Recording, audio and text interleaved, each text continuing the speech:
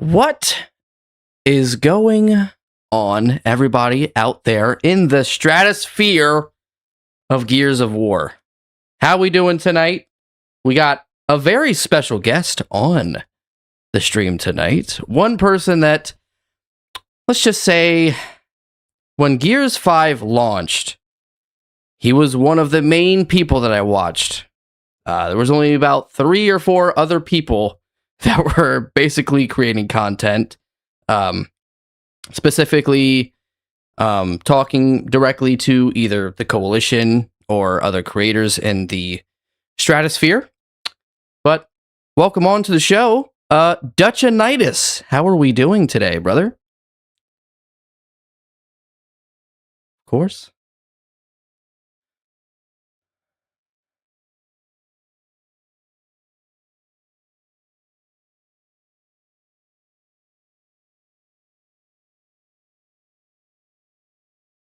Oh shit. Hold on. You're muted? Oh shit, it's not. Hold on.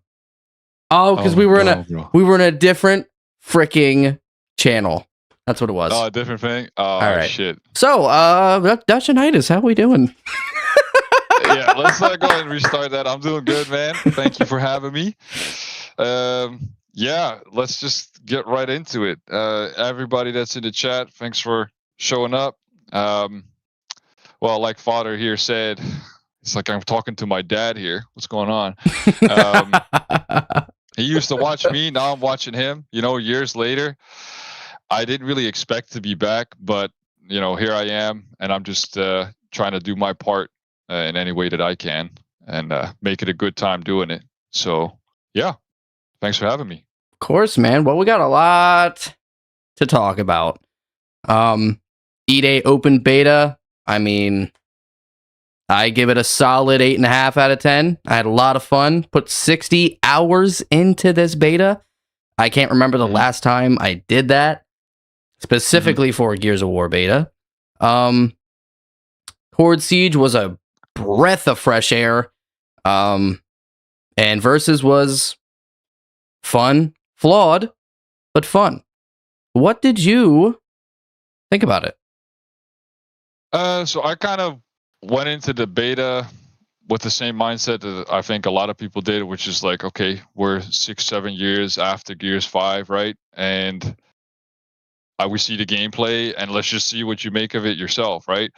And the moment I jumped on the game, I immediately thought to myself, all right, I got to change these controls, because even though I understand their new controls, this is not the way for me. So went over to Modern, rebound some buttons and stuff, and I was just it was like I never left. It just felt like natural to me. If I had to give it a score, I'm not gonna compare it to like a full game, because I think that's unfair, because I know enough about like betas and stuff like that to understand like, okay, this stuff can be fixed or not. If I had to give it a score in terms of potential, I'd say 8 out of 10 on both Siege and Versus, just the way that it is right now. Just for me personally, something that I can enjoy every single day. That would be my score. Yep. Dude, when that beta ended, I was like, what am I supposed to play now? What am I supposed to play? Same. What do you want me to play, TC? What do you want me to play? You want me to play Reloaded? I don't want to play that game. Yeah. So yeah, I feel you. I feel you. That was weird. Like after so long, being gone and not really being involved in any sort of Gears or anything, I'm just looking to have fun. That's first of all, that's the number one key thing for me. Like, am I having fun? Do I feel like I'm wasting my time or not? And of course, everybody who's played Gears for long enough knows that you play PvP, especially, you're going to be hit with some bullshit, whether you like it or not. Yep. And the trick is to find enough good to keep the fun going and not notice the nonsense so much. Right. And at no point, I only rage quit once, but that was during the second weekend when, for some reason, and I made a video about it too, for some odd reason, like the shotgun and stuff just did not work whatsoever. No matter what I tried to do, it was just so dumb. And I thought, okay, this is clearly like beta problems, you know, and I'm not going to waste my time in this whole weekend worrying about it. So I just turned it off. But I can like split the issues from the game, and I still looked at the game like, yeah, this is like really cool, you know, it's really well done. Because when I hear the Coalition say, you know, we rebuilt the game from the ground up, and you see all the different features and stuff, and everything's basically changed, I really look at it as a completely new Gears of War, because nothing is the same. Yeah, center screen shooting, like people are saying, yeah, great, like, okay, but other games have that too. But just the way the mechanics, you know, work in general, you know, 6 shots, shell by shell reloading. I don't really know yet what the actives really do for most of the guns, but even that's a little bit different now, you know. It just plays different. Everybody's slow, everybody's very clunky because that's the setting of the game, you know, where people are heavy, you're in heavy armor, so you're not just speeding around and feel weightless. That to me just felt immersed, you know, like I was immersed whether I played Siege or the PvP side. Yep. Fucking this game mode. I mean, guys, the open beta basically took over my life for a weekend. I'll be honest. So, other than the E-Day beta that just recently happened, we've actually seen some replicas come out, and man, they look good. But fucking the shipping cost. Yeah, dude. Man, let me tell you, I sat here and like I'm not really that impulsive anymore, but I saw it. I was like, you know what, man? Because like conversion, euros to dollars to euros, right? It's like 264 euros. I was like, okay, that's. I earned enough to like say, okay, I have enough disposable income for that. And then I went to shipping and tax. I was like, all right, cool. It's now double the price. We're not doing that. I'm responsible enough right now to say we're not doing that, Chief. And it's a little disappointing, but hey, it is what it is. Yep. It is what it is. I could buy a real gun for that money. You know, I was like, I'm not spending that on a piece of plastic. I'm good. But it does look really cool. Yeah. It does look really cool. And the controller, I've got that pre-ordered. I wish it would just go out of my bank account now so I don't have to worry about it later on. But, I mean, it's something. It's something. And it's one of those controllers, man, that you look at and you're like, this looks completely different than any other Xbox controller. Because if you guys didn't know this, the Wolverine controller for PS4 or for PS5 is literally the PS5 controller with different color on it. That's it. So it's a good sign that we're seeing life from E-Day on a controller. It's awesome. Yeah, I agree. And it's like when it comes to cost, I don't believe it's that much difference between a normal Xbox controller and that one, right? It's like $20. Yeah, I mean it's worth it for me. For something limited edition. You can't really say much about that, especially in comparison to, like you said, the Wolverine controller, or God forbid, something like Fallout 76 back in the day. Oh my God, you know, people dish out hundreds of bucks and get the worst products you could ever get. I'm so glad I didn't get into that game, man. Right? I'm so glad. Yeah. I mean, Fallout 4, I really liked. I really enjoyed Fallout 4. But when Fallout 76 came out, I had the worst fucking internet I've ever had in my entire life. And it was the same year that Anthem was coming out, right? Remember that? Yep. Oh, Anthem? Anthem. Oh my God. One of the biggest fuck-ups of all time. I think it's probably the biggest upset I've ever had in my entire life. Yeah. The game had so much potential. The trailer was awesome. And when the release came out, guys, I mean, this fucking product flopped so hard. I've never seen anything like this flop. Maybe like, what was that one game that this one person made that was like, I think it was like AI or something. Oh fuck, what was it called? It was like an open world zombies game that like basically hoodwinked everyone. Oh fuck, what was it called? I don't remember. I don't remember. Can somebody in the chat please remind me, if you go inside my brain right now and tell me what that game was? The Day After? Or was it? Why does that sound familiar? Oh yeah. It's like it was like the Division. Yeah, but like 12, zombies. Right? Yeah. Oh my god. Yeah. He's right. Yeah. It was The Day After. Yeah. Oh, big rug pull, 100%. Oh 100%. my god. That's it. This is the funny thing, because we just talked about that before the stream started, right? Like, I was so jaded by the way TC handled the community and Gears of War and stuff that when I saw all these trailers come out for Anthem and stuff, all I can think about was that meme from Tyler the Creator goes, "So that was a fucking lie," right? Like, I knew as soon as I saw that trailer for all those games, I was like, "There's no way these companies are releasing this in this state," just based off the stuff that I witnessed with TC. And even though they didn't even do half the stuff, like the false advertisement, everything else like that, I was just so jaded. It made me so critical of every little detail that I could just nitpick.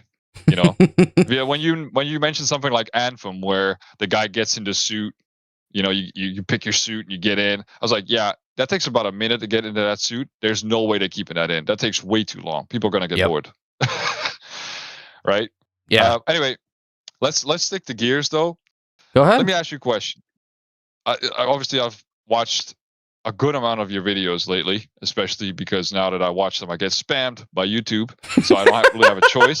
But I have to watch it. Enjoyable. Yeah, they're also enjoyable because I watch the guys that you review myself first, and then I just look at your videos to see, like, okay, what do you have to say about it, right? But aside from everybody else's review, what do you think the biggest numbers aside, right? Previous numbers that are shared right now on Twitter by Xbox. What do you think made the biggest jump so far, Horde or PvP? In terms of progression between the games, like from 5 to this one. Oh, it'd absolutely be Horde Siege. Especially in terms of like the overall, like the map, the variety of like enemies and stuff like that. I mean, if we go back and play Gears 5, the Horde, guys, how interesting is that Horde? It's not very interesting. A lot of the characters or enemies, they act like almost completely the same. And the pouncers in the game don't even fucking pounce. How are you going to name something a pouncer that doesn't do it? Like, the enemy variety in E-Day is really solid. And speaking of like movement and stuff like that, it does affect the PvP a little more because there's so much more there's so much more movement and reaction in PvP compared to Horde Siege. But I think Horde Siege took a huge fucking risk, and they nailed it. I think they nailed it. I mean, I think Horde Siege in that beta was like a solid 9 out of 10, and I think PvP was like a 7.5. I think it was pretty solid. Gotcha. I agree on one hand, but on the other hand, I do think when we're talking just leaps between Gears 5 and like E-Day, I do believe PvP made the biggest leap just because of what you just mentioned, right? Everything was overhauled. To just deep dive a little bit into the PvP side, when we're talking about Lancer, right? Everyone's like, okay, Lancer's underpowered, overpowered, yada, yada, yada. When you look at something that's just structurally different about the Lancer now, it's the bloom. It's just like how big your crosshair gets when shooting. While before it was like this tiny little snub crosshair that kind of stayed the same, actives or not, you know, you just did more damage. Well, now it's really like a medium range weapon. Sure, if you get crossed by multiple people, you get down very quickly. Duh. That's obviously been the case in every Gears, whether it's been a powerful gun or not. It's I mean, God forbid people remember the Gears of War 2 Hammer Burst on host. It was like you get hit once, you just got stopped by a train. So I would say like that, in my eyes, that made the biggest leap. Big risk, obviously, but we'll get into that a little bit later. That risk was going to be there anyway. Right. You've mentioned that yourself plenty of times. Like either the game stayed the same, and you already know what you're going to get. It's going to die. And when people say, "Oh, the multiplayer is dead," like I look at it as, for me being in Europe, if I can jump on the game at any time of day and find a match in 2 minutes, it's not dead to me. If I have to sit around for 10 minutes and get into a game, I don't care about the tuning. I'm waiting 10 minutes to play a 5-minute match. I'm over it. Right. Life's too short. Exactly. You know, that to me is dead game. And so when I see Siege and when I see PvP, especially Siege, the amount of opportunity they have there, hopefully, oh my gosh, it's like if it's a modular system that they created where, and again, this I'm going off the facts of what they advertised in their videos, right? It should allow for so much complexity for changing. Obviously, we haven't fought all the enemies yet, but like the way enemies act, the environment can change. You know, rain, fog, storm, lightning, yada yada, razor hail. I'm just going off the top of my head here, just to create a new effect in the game on top of everything else. Right. The only thing I'm worried about, and this is something that, when I say worried, I could go either way with it. But if I had to worry about something, it would be, historically speaking, Gears of War always released as is. And what I mean by that is they never released the game and then an update came out that like added something similar to Overrun or like just a giant overhaul, you know? And what I mean by that is if you look at something like Escape, so say the game launched with Horde and PvP and then Escape was released 3 months later, that didn't happen. It released as is. Then they gave us this, you know, map builder thing, and then they took it away again. And so the only thing I'm worried about is that if people get in their heads that, you know, the coalition could back, you know, classic Horde, technically speaking, if you can build something like Siege, you can build classic Horde. Of course. Right? Because Siege is more complex compared to classic Horde. Absolutely. But the other way around is not the case. Just because you can make classic Horde does not mean later on you can make something like Siege. You get what I'm saying? Right. So I feel like the way the coalition's handling this, especially with the whole 5-season update thing that they announced, is that maybe a lot of the features and modes that we're looking for will be added later, because first they want to get their foundation right, you know, get all the bugs out and stuff. Because if you don't have the foundation right, it doesn't matter what you release, you know, it really does not. Because people by that time are just going to say, not for me. Yeah. The launch is very important. It's the most important part of the game. If people don't like the launch, they're not going to stick around. We saw that with Gears 5. We saw that with Gears 5. We didn't see the same thing with Gears 4 to an extent. I mean, was Gears 4's launch perfect? No. But it was a lot better than Gears 5. I'll fucking tell you that. I'll tell you that. Well, why do you think that was, though? Do you think it's because people had their experiences from Gears 4 and they like looked through the lens of Gears 4 at Gears 5, or did they just objectively look at Gears 5 and went, "Yeah, this is just awful"? I think most of it was the fact that Gears 5 changed so many things, specifically for the campaign. I mean, that campaign was just, I'll be honest, it was dog shit for me. So, and it didn't do enough for the casual player to stick around. Horde didn't even get an update for, I don't even know how long, a year? I mean, Horde basically got left in the dust. And it was one of the bigger modes that fucking kept people playing. So I don't understand that. And Versus was, God, it was a mess. Oh, it was a mess. Yeah. But Gears 4, I mean, it launched with, the Horde was good. I mean, the Horde was good at launch. I really liked the Horde at launch at Gears 4. It's a shame that Gears 4 didn't launch with something else, though. Like Campaign Versus and Horde.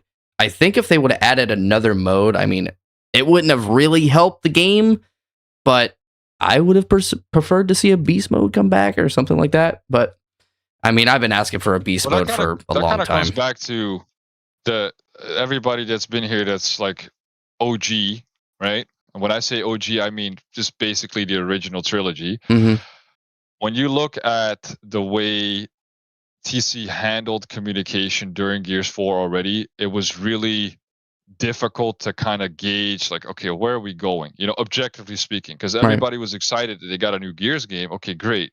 Everybody's playing. All right, great. But then after a while, you know, every game is repetitive.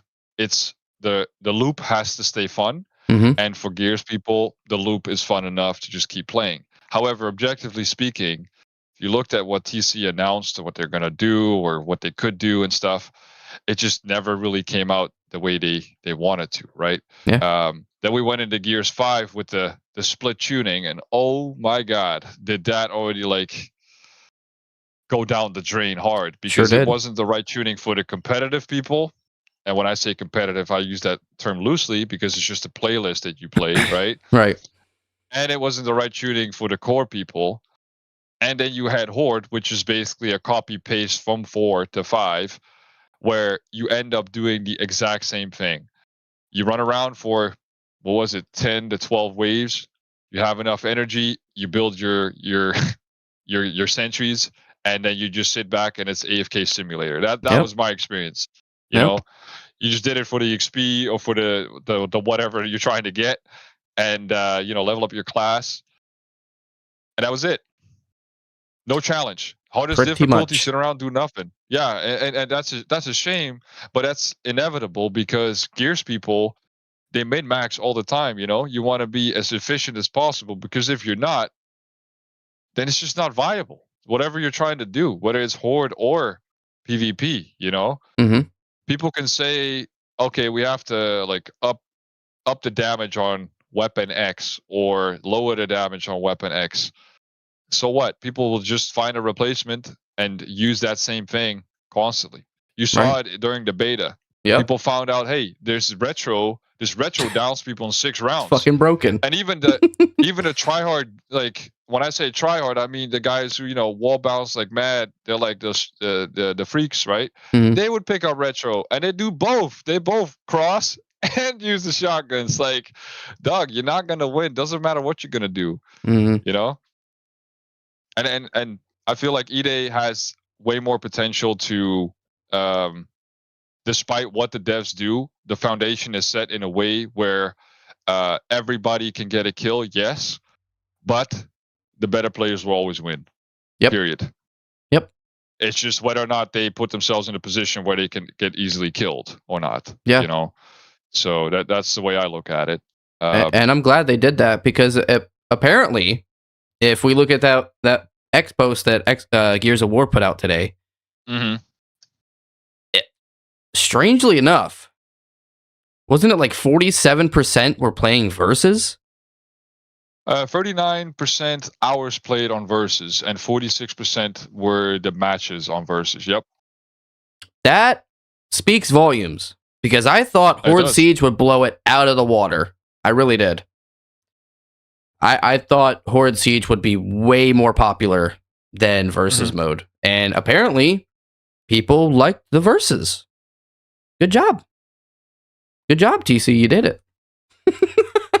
Yeah, and so this kind of it's a good thing you bring that up, because this is something that irks me now after all this time apart from the community. And then, like, I get back on Twitter or X or whatever, and I see people like knee jerk immediately on anything TC says or does or whatever. I mean, the backlash, the knee jerk backlash when TC announced the first weekend's going to be Horde. It's everybody lost their shit and just forgot for a minute that this is a business. And sometimes it's not up to them, right? Right. And fair enough. You go on Twitter, you ask, hey, can you guys release PvP? But it's like, you're not entitled, This is just a closed beta for people who pre-ordered. They never specifically said what you were going to get. sure, you can ask for it, but keep in the back of your mind, this is the coalition, right? They have said many things to all of us as paying supporters, and it didn't come out. So by all means, go ahead, but why kill your own hype by not just saying, I'm going to play regardless. I'm going to play Siege regardless, you know? But I get it. I get it on one hand. People care about what they care about. That's fine. But, don't just say, oh, hey, horse just for the casuals, and they like, fuck off. Everybody else. Could I swear on this, by the way? Oh, yeah. Fucking go ahead. Yeah, that's my perspective on it. It's like, what are we doing here? You have a new game after so many years. It's a completely new mode. Mm-hmm. Just give it a shot. Like, put your best foot forward to give the coalition, quote unquote, what they need. And remember, PvP was released first weekend, and all these same people that wanted access to PvP, they shat on it. They said, this is horrible. This ain't Gears. This ain't that. It's like, what are you doing? Yep. Why bite the hand that feeds you this stuff when it's you that asked for this stuff? You know what I mean? I don't get it.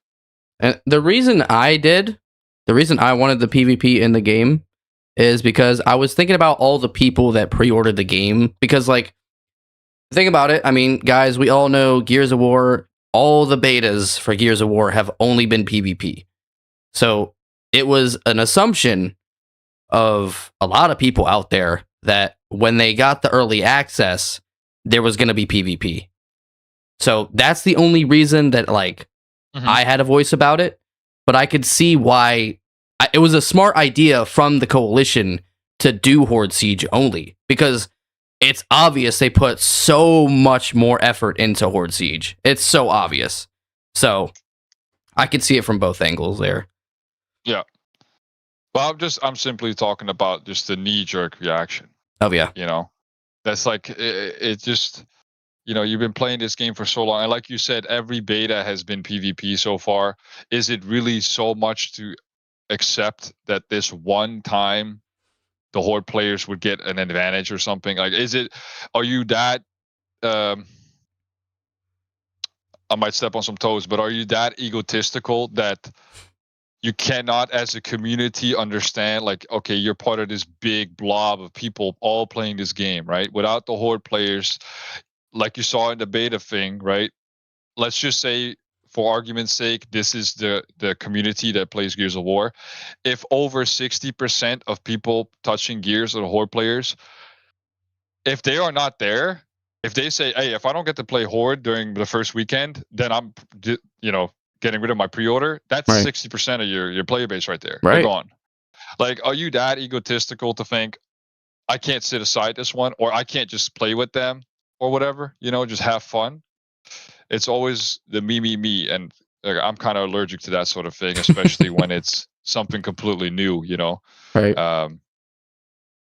It's like you can't survive 48 hours without the PvP. But I get your argument. I looked at it the same way. It's like, yeah, it'd be cool, but if it's not there, it's not there. Like, it's just a beta, Yeah. Just a beta. Before anybody points fingers, I pre-ordered this game too, so I'm in the same boat as everybody else. More time the better. But yeah. Well, I can't actually pull up the list because I have it on my other screen. Oh, what we talked about? Yeah. Yeah, sure. Okay, so for those of you wondering, I gave extra a list of topics that might be interesting to cover. And by all means, everybody in the chat, go along with it. Discuss amongst yourself if you want to. But one of the first subjects that I want to cover is kind of something I kind of already touched on just now, is the casual versus hardcore, right?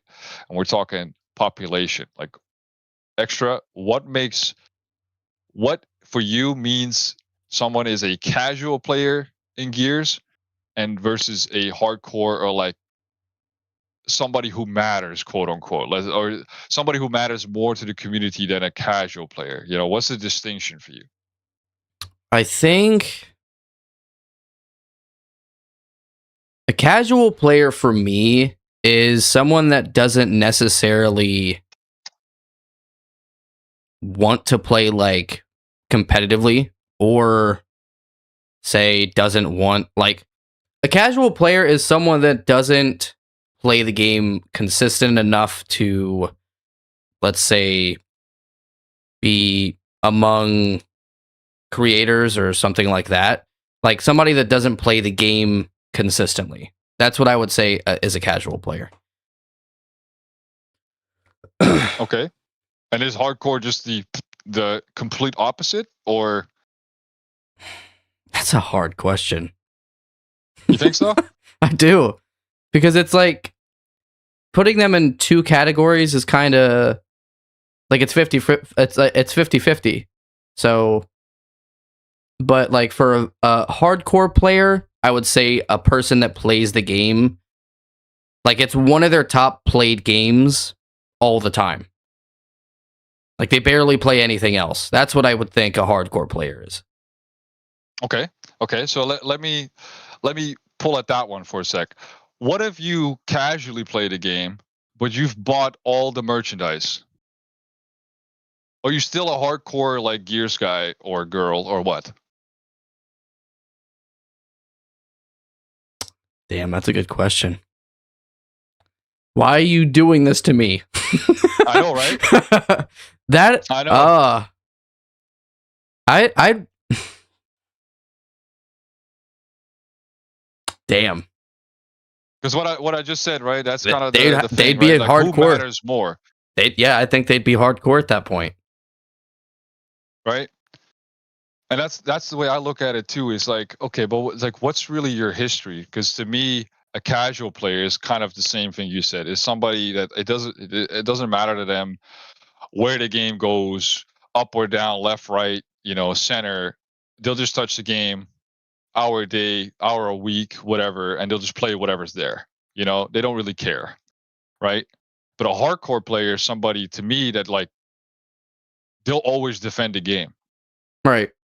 Yeah. No matter what the state is in, they'll always defend the game. They'll always go out of their way to say like, "Oh, call it shit. Gears is the best," or something like that. Even when it's Gears 5 or some game that they really don't like, they'll still say like, "Yeah, but Gears is Gears, bro. Like, come on," Right.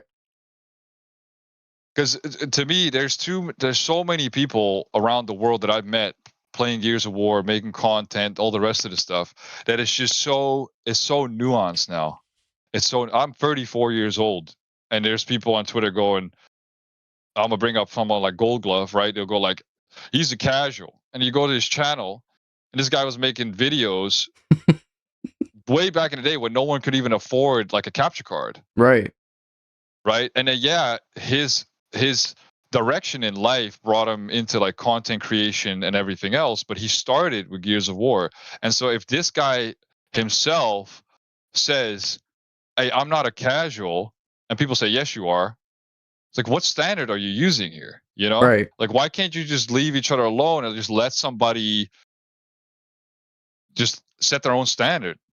Ask them, are you a casual or are you a hardcore? And if they say I'm hardcore, it's like, all right, cool. Just assume that they are. Like, why you got to put them down?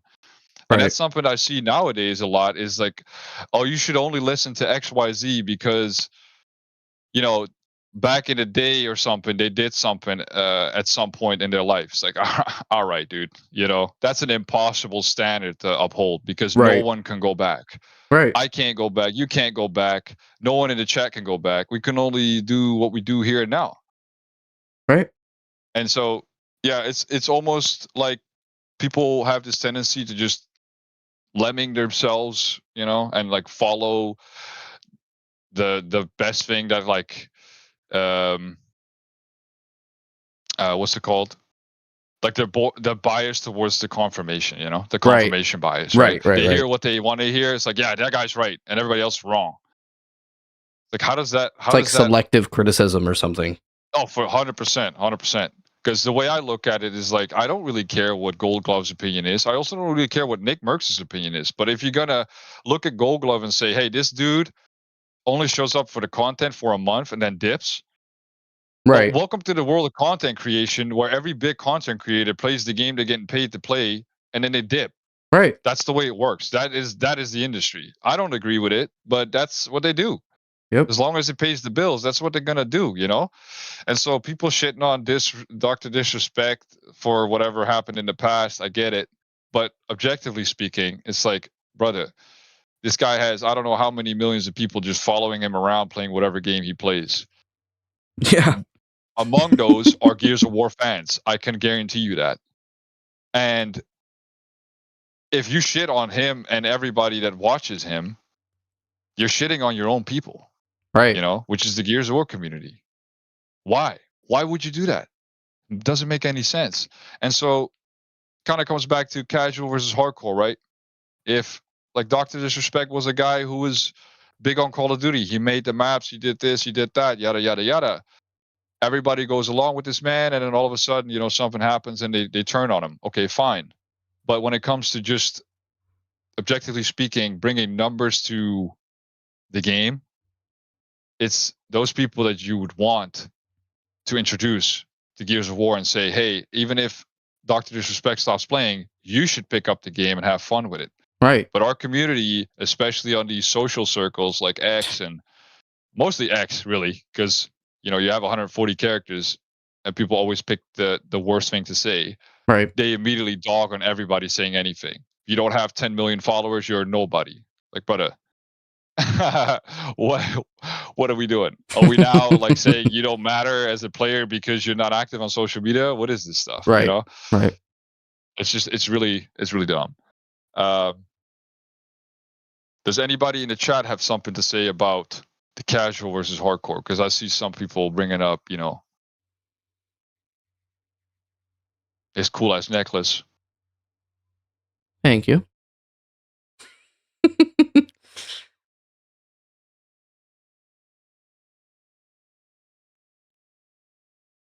Okay. But tapping that ash, I mean, come on, dude. Let's be real. Yeah, I mean that's one of those things. Look, Ash, I'm not saying I disagree with you, right? I get that, but at the same time, this is the industry that we're in. This is the way that apparently things on Twitch work. Anybody that's kind of big on Twitch knows like how much stuff goes wrong with that company and how much is like just brushed aside, because whatever they have connections or whatnot. I don't know, but that's what we see. We don't know what comes to light from other people because it hasn't come to light yet. Some of this stuff only shows up 10 years late. You don't know until you know.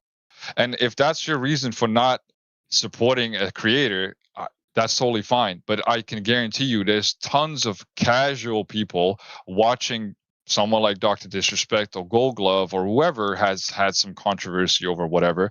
They have no clue about any of this stuff. They are not on social media. They don't care about any of this stuff. They're just here to watch the game. And if they see Gears of War E-Day being played by Disrespect, Dr. Disrespect, they might pick it up themselves and just play and then just forget all about the guy. You don't know, but at any point, I mean, we as players are notorious for this, right? Jump in the game. Hey, the other team is the bad guy, and I'm here to ruin his day any way that I can, right? Pistol him down, hump him down, whatever it takes, especially if they trash talk. And that's something that like we are experts at in Gears of War. Anybody growing up on Gears knows this. It's just get out. This is my lobby. You don't belong here. That sort of thing. You have to sort of have a thick skin initially to go through that. But I feel like there's not enough places anymore. There's not enough people anymore to kind of go out their way and say, hey, look, like you're clearly new. I'm gonna give you a chance. Right. Like absolutely. I used to do that all the time. If I go up against, I actually met this German guy the other day, 18 years old, playing Reloaded. I just bought Reloaded again. And this guy was talking in chat saying, hey guys, go easy on me. I'm new. I said, how old are you? He goes, what? He goes, 18. I go, all right. So I understand there's no way you can know how to play the game if you're completely new because you're just too young. So I went into a private game and I showed him some stuff and he's like, holy shit. And this guy picked it up immediately because he plays Apex with a controller. Right.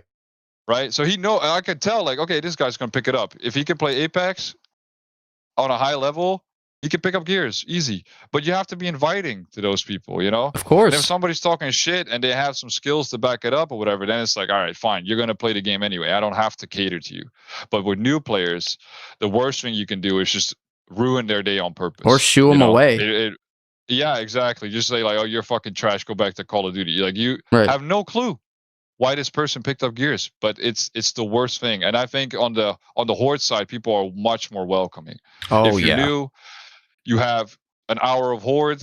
In that hour of Horde, you can learn a lot about just playing the game in general. You know. Yes. And that's something that I really feel like when it comes to the hardcore community in Gears, I do believe it's more on the PvE side. They're way more welcoming, way more cooperative. Yes, you have some rotten apples in there that if you don't know what you're doing, they're going to kick you immediately. Yep. But Sure. you'll have that everywhere. But exactly, that has nothing to do with the game. That's just people, you know. Right. People are going to be people. So, and I think that's, if we're talking about what you can be responsible for, is what you put in, you know. Like when you see an opportunity to help somebody out, you have nothing to lose to ask, hey, you want to learn some stuff? Like why are you into Gears? You know, have you always played Gears? And whether people like it or not, man, Gears of War is a couch game. That's how people got into it, you know. Yes. Their brother, sister, friend, you know, dad, even in some cases now, you know. They brought them up playing Gears of War on the couch playing co-op. Yep. Not PvP. They didn't say, hey, son, when you get back from, you know, football practice or whatever, you have to get on Gears and get good, or you got to be diamonds. Like, shut up, man. No, just jump on and just do whatever, you know? But absolutely. The opposite side is like, okay, this person grows up playing Gears in co-op and then they jump in PvP, and because they're not, you know, pro league or whatever, it's like you don't matter. Or what? That's I think a lot of people in the community in general will always say like that's toxic. That's just toxic. Yep. Just because you don't know how to play PvP doesn't mean you can't learn. You know, people always assume they can't. They're never going to. And the fact that I see nowadays people saying that Gears 5 is better than E-Day, it's like, oh my wow. god. Wow. That's wild. Like how through what lens are you looking at that? Because I want to know. Like I cannot see it. Are you looking through a camel's ass right now? Like what's going on? Right? Like wow. Wow. But let's go into the next point then. So past you versus current you. And let's just say before Gears 5, what was the last Gears game that you felt like, okay, this hits the spot right here? Gears 3. Gears 3. Okay, that's a long time ago. Long time. Years. Long time, man. Long time. So what were you like playing Gears 3? I was addicted to that game. Mm-hmm. Oh, what were you like as a person, I'm saying? Well, everybody was addicted. I was 13 and puberty was a bitch to me. Yo, it's about to get embarrassing, chat. But I was 13. It was a year after I found Gears of War. I started with Gears of War 2.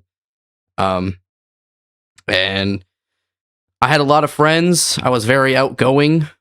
And man, I loved to be either outside, like riding a bike, taking a walk, going to my friend's house, playing some football, basketball, whatever. I was always athletic. But when I wasn't outside, I was playing Gears 3. And I loved that game. Guys, when I say I loved Gears of War 3, let me tell you something. I didn't have internet when Gears of War 3 came out. When I was able to get this game, okay? Now, bear in mind, I've got no internet. The difference between internet XP and non-internet XP, it's not even fucking close, okay?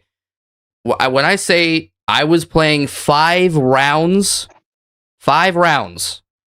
on Insane with insane bots with 200 or 280 King of the Hill points in order to win the match or win the round. That gave me 300 XP. Okay? 300. When I went online, it would give you 30,000. Okay? There's a big difference there.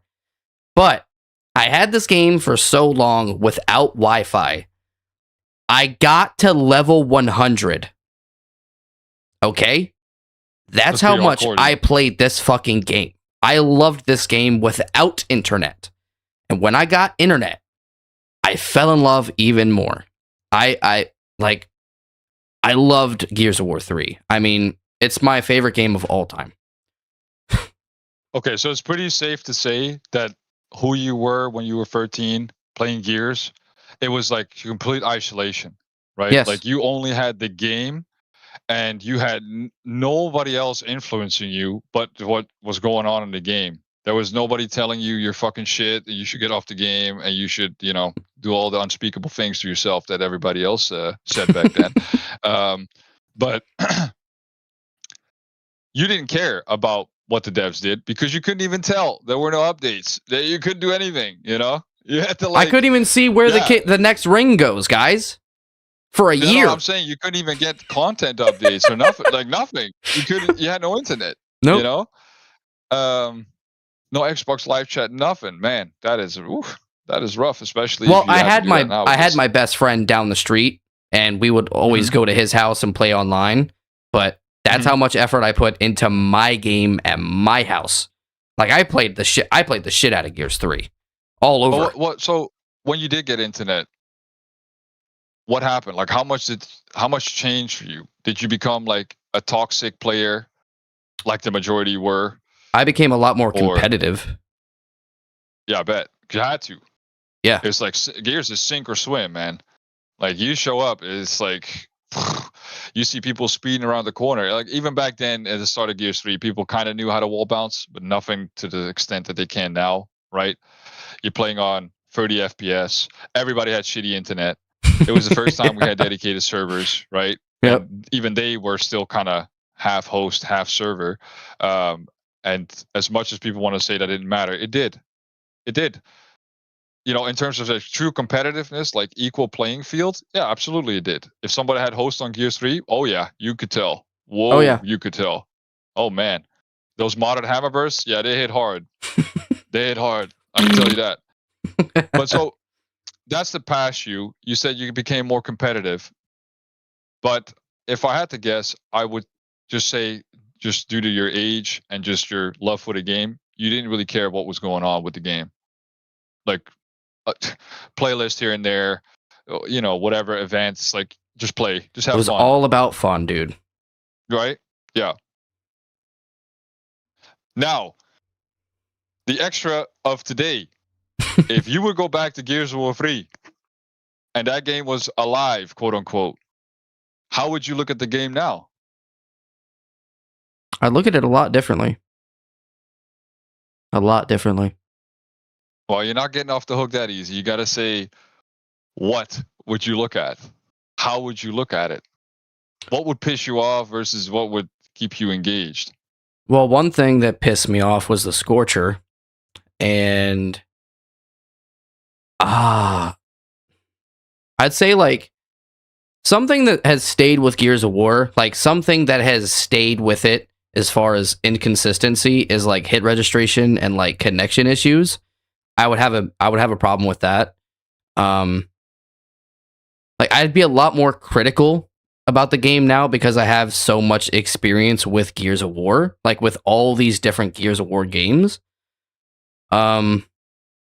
But like, are you saying I'm just now playing Gears of War 3 for the first time? Well, so this is all hypothetical because it can't happen, right? Right. Let's say Gears of War 3 comes out now. You have the experience you have just with life and, being let down by other developers, other games, other shit, whatever. John Will X Booth just said retro, right?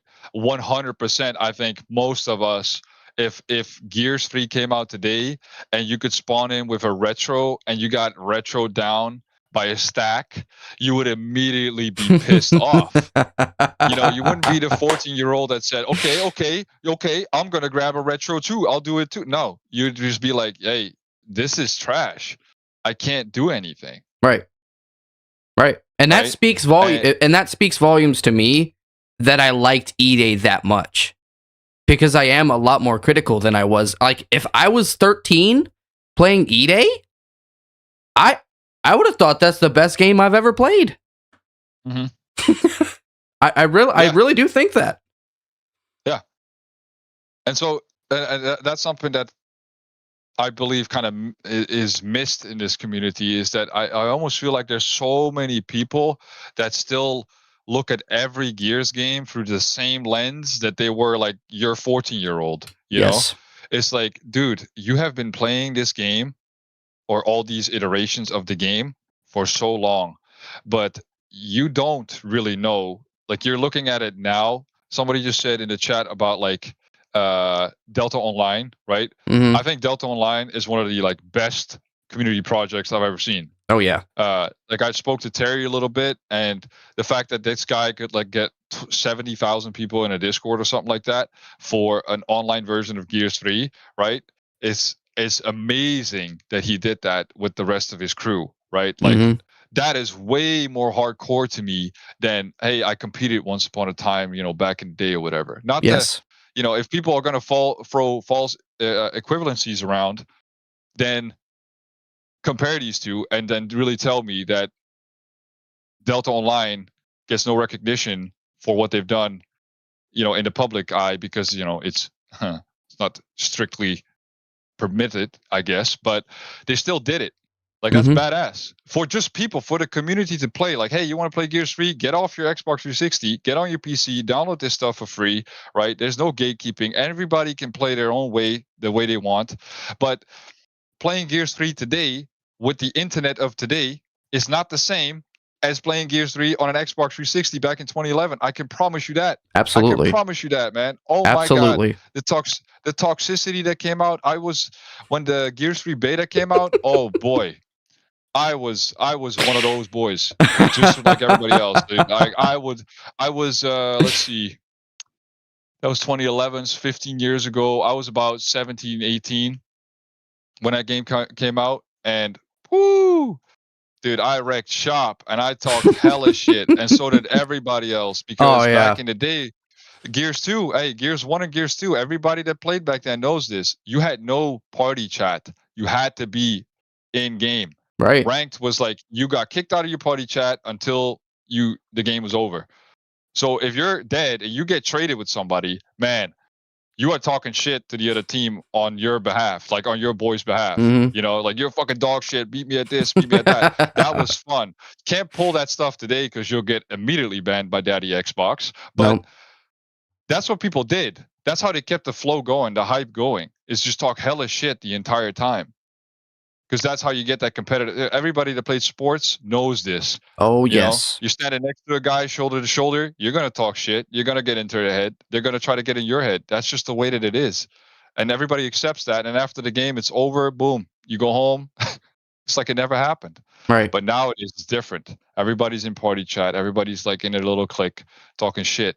But what I'm getting to is that I wish people let go of the past and accept that, like, everybody, no matter how good you are at Gears, if you've been playing for this long, you are definitely an average player at least, right? And an average player, I mean, just somebody who can get on and can just handle their own stuff at their own pace. You have no reason to tell people to get off the game. You have no, let's say right, if I had to call it that, if I had to give it a word, you have no right to tell somebody, hey, like, I've been playing for so long and like, I deserve to be here. You don't. Right. It's gatekeeping. Imagine you heard that when you were 14 years old, getting on Gears 3 when you got your internet. I would not have given a fuck. Yo, what the hell? Right? No, I'm saying 1v1 me, bitch. Well, that's the thing. What I'm saying is that if you got into every game and everybody around you was like that the whole time, and everywhere you went on social media, everybody's dogging on new players or returning players for that matter, it's like, yo, what the fuck? Mm-hmm. You know, like my dad doesn't play games, but if my dad did play Gears and the community was like this to people that are returning, I would not put my dad through this stuff. You know what I'm saying? Right. I'd be like, yo, mute everything and just play with me, and that's it. Just put Don't on touch some anything music, else Dad. Just because put on some yeah, music. exactly. Yeah, just forget everybody else. But I don't want that. I want E-Day to be the new first Gears of War for everybody that gets into it. Obviously, all of us that are going to be playing it, we already have our shtick, right? But every new person that touches this game, we need to do our best in the moment to like, hey, you're new, you should go watch this and that tutorial if you really want to like get better, because I see some potential there. Absolutely. Right? Well, why not? What do we have to lose? It's Right. not up to TC. Like TC can only do what TC does, and if they are really about their stuff, about and we'll get into that in a second here. If they're really about the bringing people back, brothers to the end and all that jazz. All right, cool. That's their shtick. They can go do that. We should do our stuff. You know what I mean? And if there's one thing Gears people are good at, it's like defending each other. It's like, yeah, the guy might be shit, but he's one of the homies from back in the day. So, you fuck around with him, we're gonna fuck around with you. Yep. Cool. Yeah, nice. That's I like your perspectives though, man. I like your perspectives. Appreciate it. And let's go into the next comment then, which is blame versus responsibility. Okay, this is a big one because people love to throw blame around and responsibility, right? Mm-hmm. I heard you say it all the time in your videos too about like, this is TC's fault. This is not TC's fault. This is their responsibility. This isn't. So if you can, from the top of your head, give me some bullet points what you feel like TC is actually responsible for, like actually failing. Are we talking about like heading into launch for E-Day, or are we just talking about like overall perspective? Well, if you want to go back like the 10 years from UE all the way to now, sure. Or just focus strictly on E-Day. I don't really care. Go either way. I think they fucked up with the player base. Coming from Gears 4, I mean, Gears 4 was not a very popular game, but it stayed pretty consistent for its whole lifespan. And they had something there for Gears 5, and it basically, I mean, I've said it before, I think Gears 5 needs to be studied on one of, like, if not one of the biggest fuck-ups we've ever seen. And I think that's all TC's fault, because they had something good with multiplayer for Gears 4.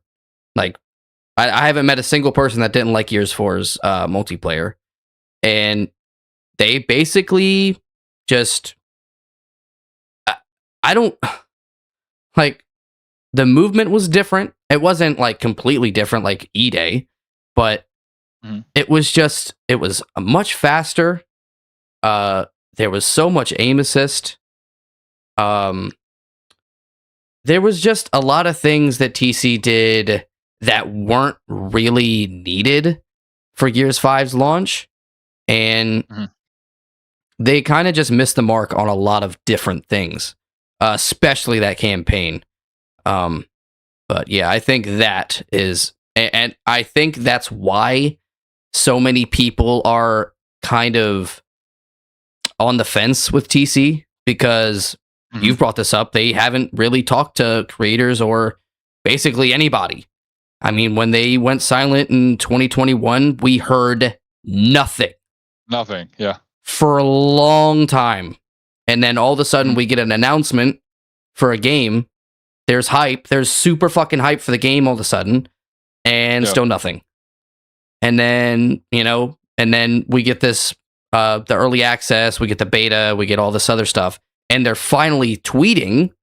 Thank fucking God.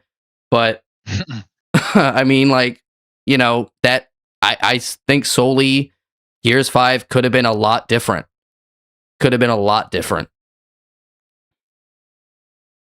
Okay. I kind of look at it the same way. However, I also feel, and not just feel, it's provable that part of the blame and responsibility lies on the community. Yeah. Big time. I'd agree with Like, that. big time. And if I had to point fingers, which like I'm pretty good at doing, but if I had to point fingers, I would point solely at the competitive community. And when I say competitive, obviously I mean the LAN boys, the guys who want to compete and stuff. Because if you had to be there, but when they got the opportunity, and I'm not saying TC handled it right, I know right? exactly where you're Obviously going. not, because I know exactly where you're going. their little shtick with the way they did the tunings and stuff, like it was horrible, even by the own accord of the pro players and stuff. But the amount of money, effort, and time invested in the esports side, I would have said, yo, cut this shit off. Cut it off now and put all the resources and time into like the actual game itself, and then maybe something is solvable, Yes. right? And I saw the writing on the wall on Gears 4 already, because the only reason the majority of people showed up for esports events were the fucking skins. Yep. And not just that, unfortunately, with the way RNG packs were handled, oh my God, what a. Oh, I'm sweating. I'm sweating right now talking about it, but my God, did that piss me off. I didn't buy that crap, right? But the fact that they released those RNG packs for esports, and then people didn't even get their packs, like their skins that they paid for, and they didn't get reimbursed. Oh, oh my God. This is the only industry where you can scam the living shit out of people and they'll still go, hey, yo, Gears 4 and 5 are the best, y'all. This is wild to me, yo. Wild. So I'm not saying that obviously the pro players are 100% like responsible for everything. Of course not, because at the end of the day, it's the developers making this stuff, right? Right. But the little effort that the competitive players did to like try to rally everybody else, it did not help at all. They just looked away and they said everybody else that's not us is shit, which is the typical Gears of War attitude, right? It's like my team and everybody else doesn't matter. But I also get that a lot of those guys are very young, right? Very young. And when you're very young, you just don't care. And I get it. You see an opportunity to make money. You see an opportunity to, you know, do all this stuff. I get it. You want to make your mark on the world. It's no problem with that. But in the grand scope of things, as a developer, as a like community driven game, let's say that, right? It was such a horrible decision to say, hey guys, you know, Ultimate Edition came out. They do this like little spiel with their esports thing, and everybody's like exaggerating how fucking great it is. When you touch the game yourself, you're like, okay, this is like not relatable at all. And one big discrepancy here is that the people that play on LAN, they play a different game from the people that play online. The game just works differently. Everybody's host. Every hit will matter. Every hit will actually hit. While online, it does not. But you can't just discount everybody that plays online, because they're the ones that pay your bills. Right. You know? And I think that's something that I didn't see a lot of people do back then. They didn't like hold TC accountable and say like, look guys, like you're screwing this up. Big time. You're just screwing this up. Everybody's not liking this. And when we as pro players are jumping on ranked, I'm not saying everybody didn't do this. I know there were a couple pros that did this back then. They said, hey, I can't play ranked. Like I just can't. And the decisions that TC made, if anybody in the chat remembers this, when they introduced the quit bans that people asked for. Oh my God. When people asked for this is why you have to be very specific with TC, and you have to be very, very like critical about your own wishes, right? So if you say, hey, we want ban penalties, right, or quit penalties, it's like, I bet. And then 6 years. I saw a guy. Yes, exactly. I saw a guy get banned because he disconnected, his internet dropped, and he was banned for 6 years. But listen here, chat. It's not even the worst thing that you're banned from ranked. The fact of the matter is, you are banned from every single online mode, and it's an online only game. So you can play anything. And I know this because I was banned for 24 hours for my internet dropping. Wow. Like, and that's the end of the stream. You know what I mean? If you're a content creator, you're a streamer, it's like, all right, Can't play the game. it's over. Can't play the game. Sorry, guys. We'll do something else, I guess. You know? And nobody bat an eye because, hey, it's TC, you know? And when we did bat an eye, and this is what I told you earlier before the stream, right? Like that rage built in me back then. I felt like, yo, I'm already struggling here trying to like upkeep a stream, keep a community together, do events and stuff. Try to play like if you're a streamer, everybody that knows this, that watches streamers, if they stream ranked or something, your ass getting stream sniped 100%. There will be some stack team that will load in at the same time as you, and they will just dog on you just to ruin the stream. Happens everywhere. It is what it is. I'm not bullshitting about it, but like I worked over that. But then when you play a game where, man, if your teammates quit or they get kicked or something, or one of your friends, God forbid, you're playing with your friends and one of them disconnects, wants to come back, he's banned. It's like, come on, man, you're just ruining it. Yeah. It was so bad, and that's kind of where we are now. Is where, yeah, we played the beta, but there are no bans yet. We played the beta, but there are no. The only thing that I noticed on my end when playing something like Siege is when my game crashed, because I play on PC. I don't have an Xbox anymore. When my game crashed, I come back. Yeah, I get my XP, but I don't get my weapon parts. Woo! Yeah. That's got me heated when I lost 41 weapon parts. Let me tell you. That is. I had the same thing happen to me. Right? The same thing happened to me. I'm not hyped. I will start up the game and try again. But you do that shit to me 3 times and I'm out, son. Like that's y'all watched that shit for me. Y'all saw that. That happened live. See, everybody in the chat knows that they watched Extra. They know what that's about. And that's just Siege. That's not even ranked or anything, And that just sucks. So I hope they get that stuff right. But when it comes to the blame versus responsibility parts, I think for the people in the chat or people watching this later, it's like, be careful what you ask for. Be careful. If you're going to say something or support somebody saying something, be critical about what they're asking for, because it's either for their own good or it's for everybody's own sake.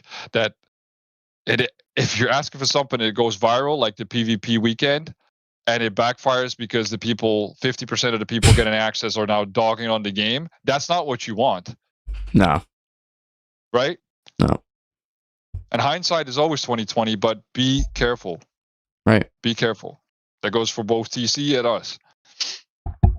All right, cool. Nice topics, right?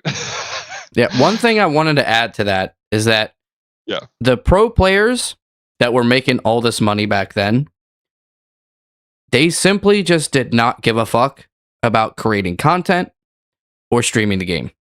They didn't give a shit. They were getting paid to play the game at a high level, and that was it. They did nothing for the community. I mean, I think what we had was Icy even streaming the game back then. I don't know. Sure, they were. I will say this though, is that again, you do anything for 10 plus hours a day, it's going to get repetitive. Yes. If you have to practice these games, if you have to scrim or practice or whatever it is you're doing for 70 hours a week at minimum, you're fucking bored. You don't want to sit in a chat and talk to people because you're being shouting at your teammates for 10 hours a day. It's like it gets really repetitive, really boring for anyone that has to do that stuff. And I don't envy anybody playing video games for a living, because oh my God, if the game is boring and you have to play this stuff for your paycheck, let me tell you, playing Gears of War does not cover the bills, y'all. Playing Gears of War does not like go into another career or anything. It's your social skills, like who you are as a person, that might equate somewhere, but everything else, hell no. So I will understand that they didn't make content that much. I know there are some people that made content back then. I don't remember the guy's name that was like the coach from Optic back then. Ashes? Something? Ashes? I don't know. Anyway, there were some people that did make content, and it's great and all, but hey, content is only content at the end of the day. If people are not involved your community is not involved, if your community is dogging on everybody else that's not doing what you're doing, it's not helping. You're just creating more little little niches, little clicks here and there, and it's just like putting people against one another. So yeah, I get what you're saying. I get what you're saying. But yeah, they didn't stand for the community, unfortunately. Nope. Looking back at how TC handled anything that they did, even the stuff they said themselves, that wouldn't have mattered. But that's not the point. The point is that looking back, just if you practice 6 years long of ignoring everybody else, what do you think you're going to do the next 6 years? Ignore everybody else just because they're not like you. It's childish, in my opinion. Yep. All right, cool. Next topic. Go ahead. Yeah. Quality versus quantity. And the big one's maps. I hear everybody talk about maps. Yo, man, only 6 versus maps. This game is ass. All right. Shoot. Okay. You played 2 maps. Send it. What did you think about when you heard, 6 versus maps? I've heard your opinion before, but just reiterate it. Well, it depends on what the maps are, right? Like, if they're good maps, I'll be fine with that. But if they're half the maps are bad, then we're not sitting pretty. We're going to get bored of them very fast, especially if they're not, if they're bland, like Gears 5 maps, we're going to get bored of those super quick. Quick. But with the Horde Siege 3 maps, guys, I'm fucking good with 3 maps. I had a lot of fun with the 1. So, and there was things in the 1 map that I couldn't find. So, there's a lot of potential there within those 3 maps, but multiplayer 6 maps, it's not great, but it's not bad either. I gotcha. So hear me out, right? So here we go with the nuance, right? You say, good maps versus bad maps. What Gears of War had the best maps in your opinion on launch? 3. Okay, 3. So 3 had 10 maps on launch. Yep. 10. Chat. 10 maps. What maps did you not like on Gears of War 3? Do I have to pull them up? I'll tell you. Bullet Marsh was probably my least favorite, but that was a DLC. Okay, so one of the maps is Gridlock. So that one's not there. That's already a map that existed. So you're talking 9 maps on launch. So then we have Checkout, Dry Dock, Hotel, Mercy, Old Town, Overpass, Sandbar, Flashball, and Trenches. Yep. Okay. Now, just speaking out of experience, right? When you did finally get to play online, out of all those maps, what maps were usually skipped? Sandbar, Overpass? Yeah. That's probably the 2. Yeah, leaves about 7 maps, right? If you had to pick between Trenches and Checkout, which one would people always pick? Checkout. Right, so you 7 maps, and even though, all maps are probably great or whatever, every time there's Checkout, or every time there was Flashball, or let's see, Gridlock even. Jesus Christ, oh my God, 20 years of Gridlock, chat. Let's get it. Right. Great. It was either Mercy, Checkout, or Old Town. Second question on that. What for you is a better... Okay, this is a really easy question, really, but I'm still going to ask it. Asymmetric maps or symmetrical maps? Symmetrical, right? Okay, so Old Town, asymmetrical. Right? So that kind of is yep. Escalation from Gears 1, asymmetrical map. Right? People spawning on the top. I don't like that map. I don't like that map. But they kept it in. I don't know why. Right? Yeah, hey, people wanted that shit. You know what I mean? So it is what it is. But yeah, symmetrical maps. So if TC looks around and they say, okay, these 2 maps that we have right now are symmetrical, right? Each side has the same advantage except for, I guess, coming out to spawn, you have right-hand advantage, right? That's about it. Who knows? The other 4 maps could be really, really good. Really, really, really good. And then everybody wants to play one of those 6 maps all the time when you get a rotation. Instead of, oh, we have 6 maps, we have 8 to 9 maps, right? And every time you get the vote, it's 1 out of 3 maps. Oh, there's checkout, checkout, checkout, checkout, checkout, checkout. Everybody's going to be voting checkout the entire time. Mm-hmm. You know, something historically speaking, I don't know if anybody in the chat has witnessed this, but I've never witnessed in any Gears game that everybody in the lobby votes. Never seen that. There's always like half of the people vote.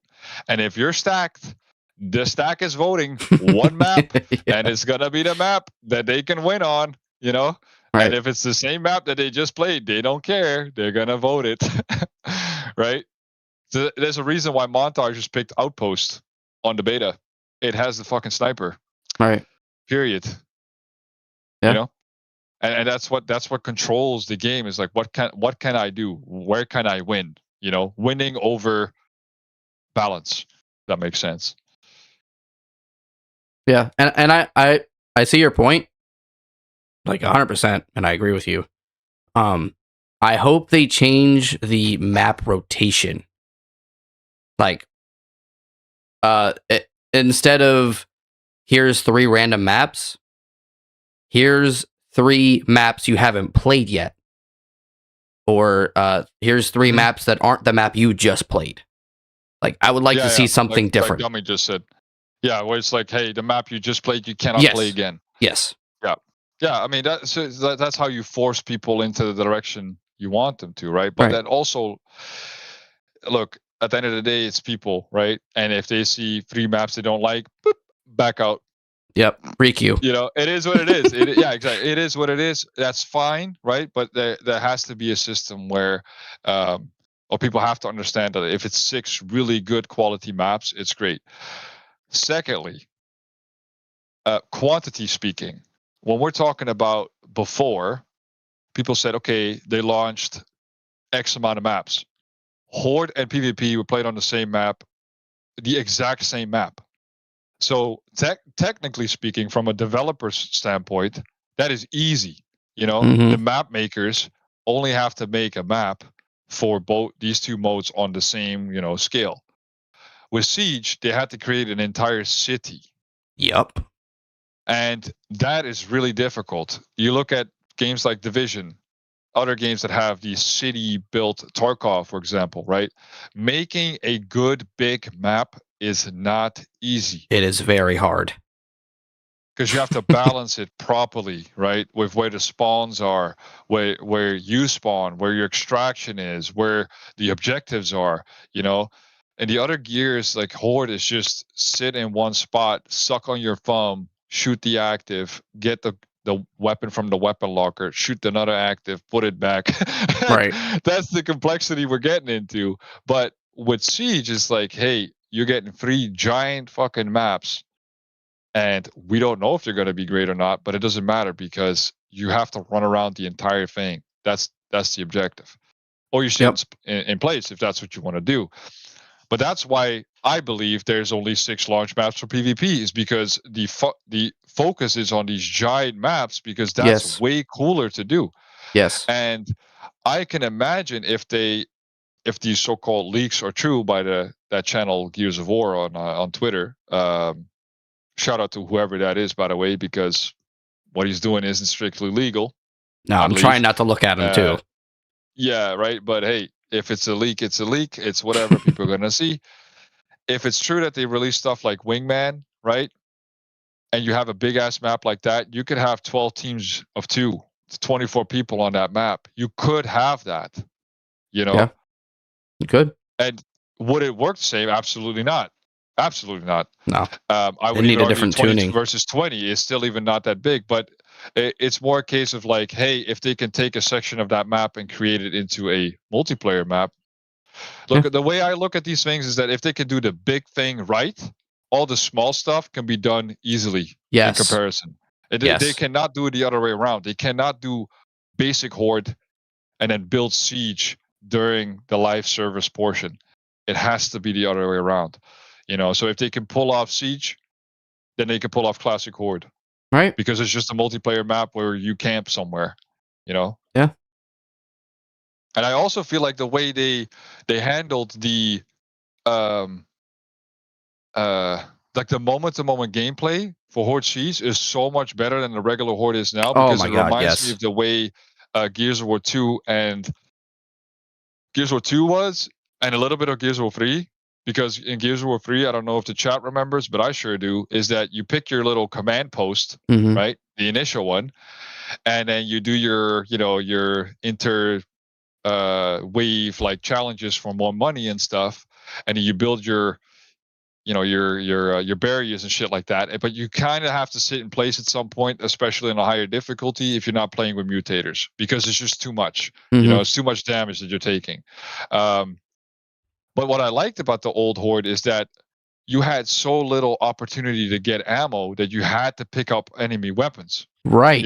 It was like, oh Yes. shit, like I'm out of my boom shot, like I have to go get this torque bow from this guy, or I have to pick up a mulcher before the round starts because the mulcher will disappear. Mhm. And in Siege, it's the same thing, right? It's like you're getting overrun constantly. And I haven't played on commander difficulty Oh because my the first god. time I tried, my fucking game crashed. Hey, I was like, nope, I'm out. But the Oh yeah, you're gonna be looking for ammo a fact is that lot. because the bots take more damage, you have to expend more ammo. You Mhm. have to expend more ammo. You have to be more accurate. Even if you're accurate, you still have to get ammo. So you have to either go from centaur to centaur to get ammo between your objectives. But if you get overrun so bad, like you have to pick up a different gun. It just is what it is, Yep. And the beta, people judge the beta and go, "Huh, I played commander difficulty on level 10." Yeah, because you know how to play Gears, and this Right. is the beta. They're never gonna release everything now, But I can imagine that if they do, for example, an environmental effect on the map, where it's like heavy fog in the dawn of the morning, right? It's heavy fog, everything's wet and shit. You can't see past what you can normally see at. And Right. then suddenly you see a sniper glint in the distance, you're like, Oh. uh-oh. And you're cooked. Right. Like that would be sick. I think that would be really cool. I think a lot of people would just be fully immersed in that moment to moment gameplay, looking at their ammo, looking at the teammates, trying to help the other team in hope that they help you instead of just jumping on the bird and extracting. Right. But yeah, I know we kind of got off topic of the quality versus quantity, but that's what matters to me most, is that moment to moment gameplay that keeps you hooked the whole time. You do not have a moment to sit down and go, whew, this is over. Yep. And in the other Gears games, the Horde was just like, hey, do something for 15 waves, and now you have enough money to put the sentries up, and hey, bada bing, bada boom, Yep. min max the shit out of it, and you're you're done, right? Yep. Basically, yeah. And that I see a big discussion in the chat about checkout was goated, checkout was trash. Is the audio glitched? I don't know. You might need to check that one, but Hey, Sleep, you might need to restart your stream there, buddy. Everybody's had their own experience, and if Durotan says checkout was trash, then he's probably the guy that got lanced a lot by his staff team. And if Maddie Lang said checkout was goated, he was probably, or he or she was probably the one that did the lancering. You know what I'm saying? Like everybody has their own experience. They're always going to be biased towards that. But if you look at it objectively, it's like whatever a lot of people pick, whatever their skill level is, that's a good map because people want to play. They want to play. Yeah. But Giant Dad just said we all love the slab. I mean, look, if you're talking environments, man, like they did that shit right, Environment's perfect on that map. Looking on E-Day as well, the way the map and like the feel is when you start up, it just feels right, It's like the setting looks right. There's no fucking robots flying around. There's no emotes. There's no, oh my god. Yep. There's no like they don't have a spray can effect on the floor like CSGO or something. It's like, hey, I've been here. Like nobody cares. Your blood splatter doesn't turn into a Forza icon. Nobody cares. They have clearly learned their lesson amongst themselves by going like, yeah, this just ain't it, man. Thank this God. It's just not it. So yeah. Cool. All right. You got anything else left to say about quality versus quantity? No. No. No. We'll move on to facts versus fiction. That's a good one too, because a lot of people they mess up, man. Especially on the content creator side, right? They go with their speculation, and their speculation is a fact. Like this is what's going to happen. Hey, Gears of War just announced this leaked mode. It's going to be in the game. Like, whoa, buddy. Whoa. Pump the brakes. I've seen a lot of people. Luckily, your chat's pretty good at that too. Is that they call out like rage bait? You know, like Yes. oh, this is just attention for clicks. You know, and that's kind of the state that we're in on YouTube and Twitter and all that. But I'm curious to your experiences with that so far. Have you had during your content creation side so far, at any given time, noticed a pattern of people making shit up versus just like you didn't like what that person said, but they were right? Like this is what is actually happening. You have any examples of that or something? Like when somebody's so obviously like wrong on something that they're kind of playing into it. Like just factually wrong, yet they will quote it as a fact. And then other times when, you know, you might see someone's opinion or something, or maybe someone you don't get along with or whatever, but they are correct. They are correct about what they're saying. Because it's backed up by facts. You know, they show what they're talking about. The only time I was really pissed off about somebody saying something that was clearly wrong, and I kind of don't want to say his name.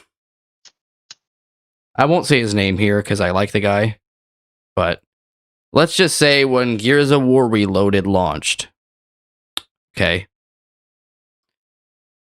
who here played UE? Now, if we're comparing Ultimate Edition to Reloaded, it's literally the same game. Okay? And if you've played UE, you would realize that. But with somebody in the community, when that game launched, they had no criticism.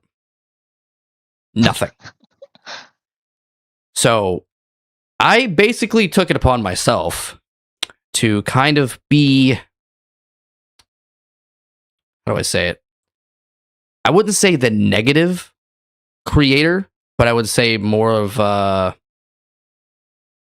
realism kind of person, I guess, for content. Yeah, it's realistic. When the game launched. Yeah.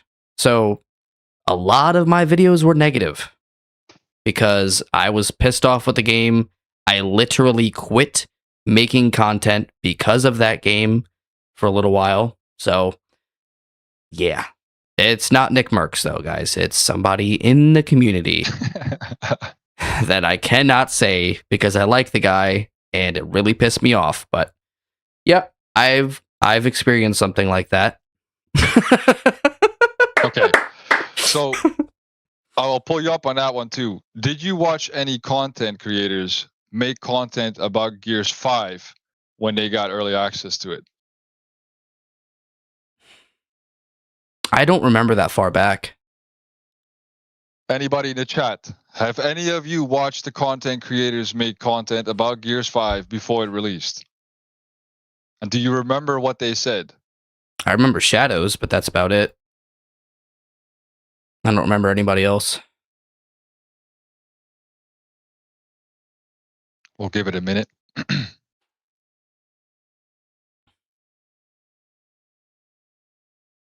This is what I was talking about versus like the past you versus the you now, right? Mm-hmm. Is like you said, you saw somebody say something and they're like obviously wrong because they're comparing the game that came out in 2015 to the game that came out now, as in like Reloaded, and it's literally the same game, just ported to PlayStation and, you know, adjusted in some.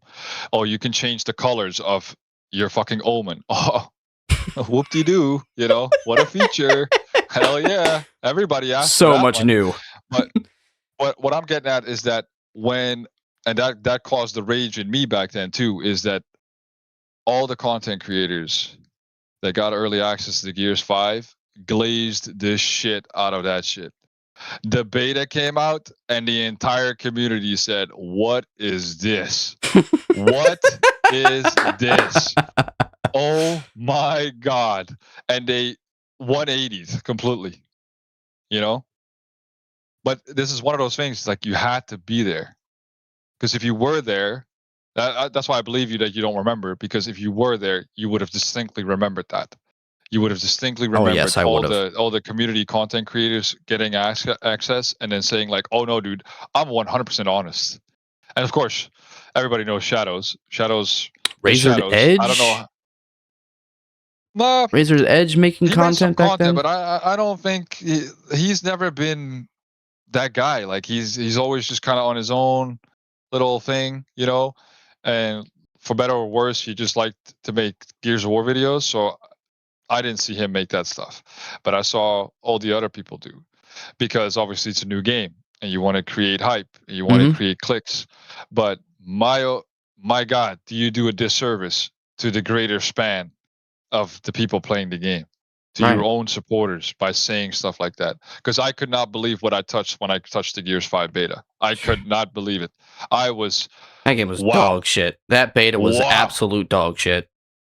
Not only did the servers barely work, it was just, my God, almost unplayable. The delays, the bullet magnetism was wild. I remember when the game came out, day one, I made a short video, a clip on Twitch that I sent to the coalition, said, "This is your game."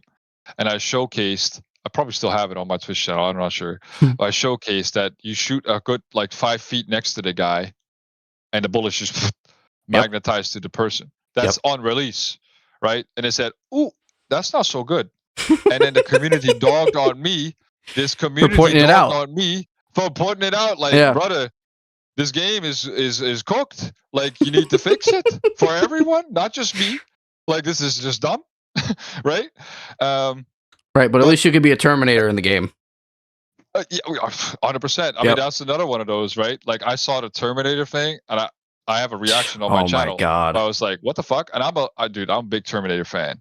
All the 90 dudes are Terminator fans, 100%. You know, Arnold, dude, can do no wrong in that fact. But yeah, this Terminator skin, my God, anybody playing that piece of shit, you were gonna get some rage from me, boy, because that dude made almost no sound, almost impossible to see. It was like a rage bait all itself. Yeah, right. It's like, okay, they clearly didn't think about this one, but hey, it is what it is. They made that decision. That's a flop right there, you know. That just kills the vibe of it all. And like I said, there's so many things in Gears 5 that they just went the wrong way with, man. Yep. Completely the wrong way. And then all these like, oh man, these collaborations, man. The wrestler skins, all these like weird, like goofy skins and stuff that you had to pay for, or like the ones that you could earn, or like these simple. I know not everybody's like super technical in the gaming world, but guys, honestly, if you looked into how easy it is for a developer to just change the color of a gun and sell that to you, it's ridiculous, brother. That is predatory as fuck. All right. Yes. And so, at some point, people are going to look into their wallets and go, just out of principle, I'm not going to buy this game because I don't want to get fleeced. And that's something, again, that's what people loved about the old games. That's why people gravitate towards E-Day, is because, like you mentioned in your videos, we're going to get into that topic now, good versus bad games and devs, right? Is when a developer says, no battle pass, no like FOMO, right? Fear of missing out stuff, and no bullshit. That's coming out of their mouth, even though none of us knew that that's what they were going to say. Hold them accountable to that. Hold them accountable to that. Yeah. We have to. Because not enough people were speaking about this shit in Gears 5. 100%. I mean, they just kind of accepted it. It's just the way that it is. And people, you know, I look at these Black Steel skins and like, what was it, 15 or 20 bucks a pop? Brother. For skin? Yep. You kidding me? Yep. Come on. Then they sell it again in Gears 5 for like $3. Yeah, it's insane. Love insane. it. But hey, that's the industry. That's the excuse that Gears can use, and that's what gravitates people towards good developers. Because a good developer to me is not somebody that can make a 6 out of 10 game. It's a good developer to me is that someone that puts their community first and looks from the perspective of somebody who wants a complete game. And those of you that played any Ubisoft game knows what this is like. Oh my God. You start a Ubisoft game and it's like, oh, actually, if you have $200 laying around, you can buy this like little map pack. You can buy this map pack, and we'll tell you where everything we built is. Yep. Also, you can also just buy this this weapon pack, and it's just making you instantly overpowered. So none of the stuff that you find in the game is no longer useful. Right. Now you can't do that in Gears. I get that, but the point still stands. You get burned by one developer. If the next developer says or does something in the same light, you're going to judge it based on the other developer. And a lot of us have been burned by TC if you cared enough about that stuff at that point. Because I know people said, they're just skins. They don't matter. Yeah, tell it to anybody playing the Terminator skin. It fucking matters, all right? It fucking matters. It really is one of those. And somebody said it in the chat, but they made the Terminator skin a little thicker. Yeah. Because it was wrong. And they put lights on it. It didn't even have lights on it. Yeah, right. Exactly. And that's what I like about the characters now is that it's back to, even, what's her name? Mags Carter. Yeah. It's a woman. Okay. Some people are like, oh my God, it's diversity or whatever. But dude, Anya was in there. Sam was in there. Right. These are all like good characters. This could be a really good character. Her backstory, from what I read, it made sense. Some explosive expert or something. It's like, okay, cool. Yeah, the women do that stuff in the real life military. That's not a problem. Are we forgetting about Helena Stroud? Are we forgetting about Helena Stroud? But we're talking about badass, realism, like in the moment to moment, right? You look at her and you go, okay, you see the blast damage mags, right? It's like, yep, that would happen. That makes sense. Got half her helmet blown off. Yep. Like, that's a badass person, period. So it's just as weighty as everybody else. I didn't notice everybody playing as like her because she's thinner than dudes, and so it's harder to hit. It's like, no, that stuff is fixed. And that's kind of my point for you is like what people look at Gears 1 through 3. Okay, I challenge you. Go play 1 through 3 right now and tell me that all the hitboxes are like perfect. All the registration's perfect. It's not. It's never been perfect. So what to you, Extra, makes a good versus bad dev? Well, you kind of explained it at first. Someone who listens to the community. If you don't have a dev if you don't have a dev that listens to the community, you know what you end up with? 343. That's what you end up with. Do we want 343 taking care of Gears? No, we fucking don't. So go into that, right? What is a developer, like you just mentioned 343, right? But what is another developer like? How did you view TC when they first kind of got into the scene? Because they were first called Black Tusk Studios, I think, and then they rebranded to the Coalition because they said, hey, Gears of War #1, we're doing this. How did you view them? I felt it was we didn't know anything about them, but I was willing to give them a chance because they're brand new. They had Rod Ferguson, so back then I was like, well, he was with the 3 games. Like, actually, he was with 1, 2, 3, and Judgment. So, let's give him a chance. But yeah. And at what point did that turn sour? Do you remember Gears any 5. specific moment? Not even Gears 4? Gears 5? I wasn't like looking into things in look at Gears 4. game, right? Look at everything, right? Like the RNG packs, all this stuff that happened with Esports Gears really 4. did piss me off though. Like the esports packs, that really pissed me off. But there wasn't 'cause that has nothing to anything. do with the game, right? Right. That's nothing game Right. related. That is just like, hey guys, buy our shit. What's going on here? Yeah. But Yeah, so that's my perspective on that is the opposite, because when a company gets rebranded to something like what the Coalition did, I Mhm. looked at the projects that they already worked on, and I also looked at Rod Ferguson and went, he is not the same guy that we quote unquote remember him as, because Rod didn't want smoking in Gears of War Oh my God. because somebody passed away in his family or something. It's like, what? So characters like Michael Barrick, which is an iconic character that's written by Joshua Ortega, Yep. is not in the game, even though he's a badass Gears character from Gears 3, right? It's like, hey, what the fuck? Where's Michael? Well, there's no smoking. Sorry, guys. You're cutting people in half to turn into like jelly donuts, but can't have that. Like, what? Right? Yep. So Oh, that to oh, me is I have something very specific too that I completely forgot about. oh, here we go. Here we go. Gears 4, do we remember what was the Run the Jewels, right? JP? Oh, yeah. I remember. Do you guys remember Fuckboy Spotted? Do you guys remember that? Yeah, they took that out. They took it out because somebody got offended. Yeah. Come on. Yeah. So that's what I mean. For me, at some point, my perspective changed on all that, and I went like, no, just out of principle, like these are the wrong devs. These should not be making No. just out of principle these games, because you're trying, like, the audience of Gears of War is just like they were like bloodhounds, right? Like we love Gears of War 2 had like the best gore of its time. You see the rib cages sticking out, everything, the guts are leaking out and stuff. And for a 2008 game, that was like, oh yo, this is wild.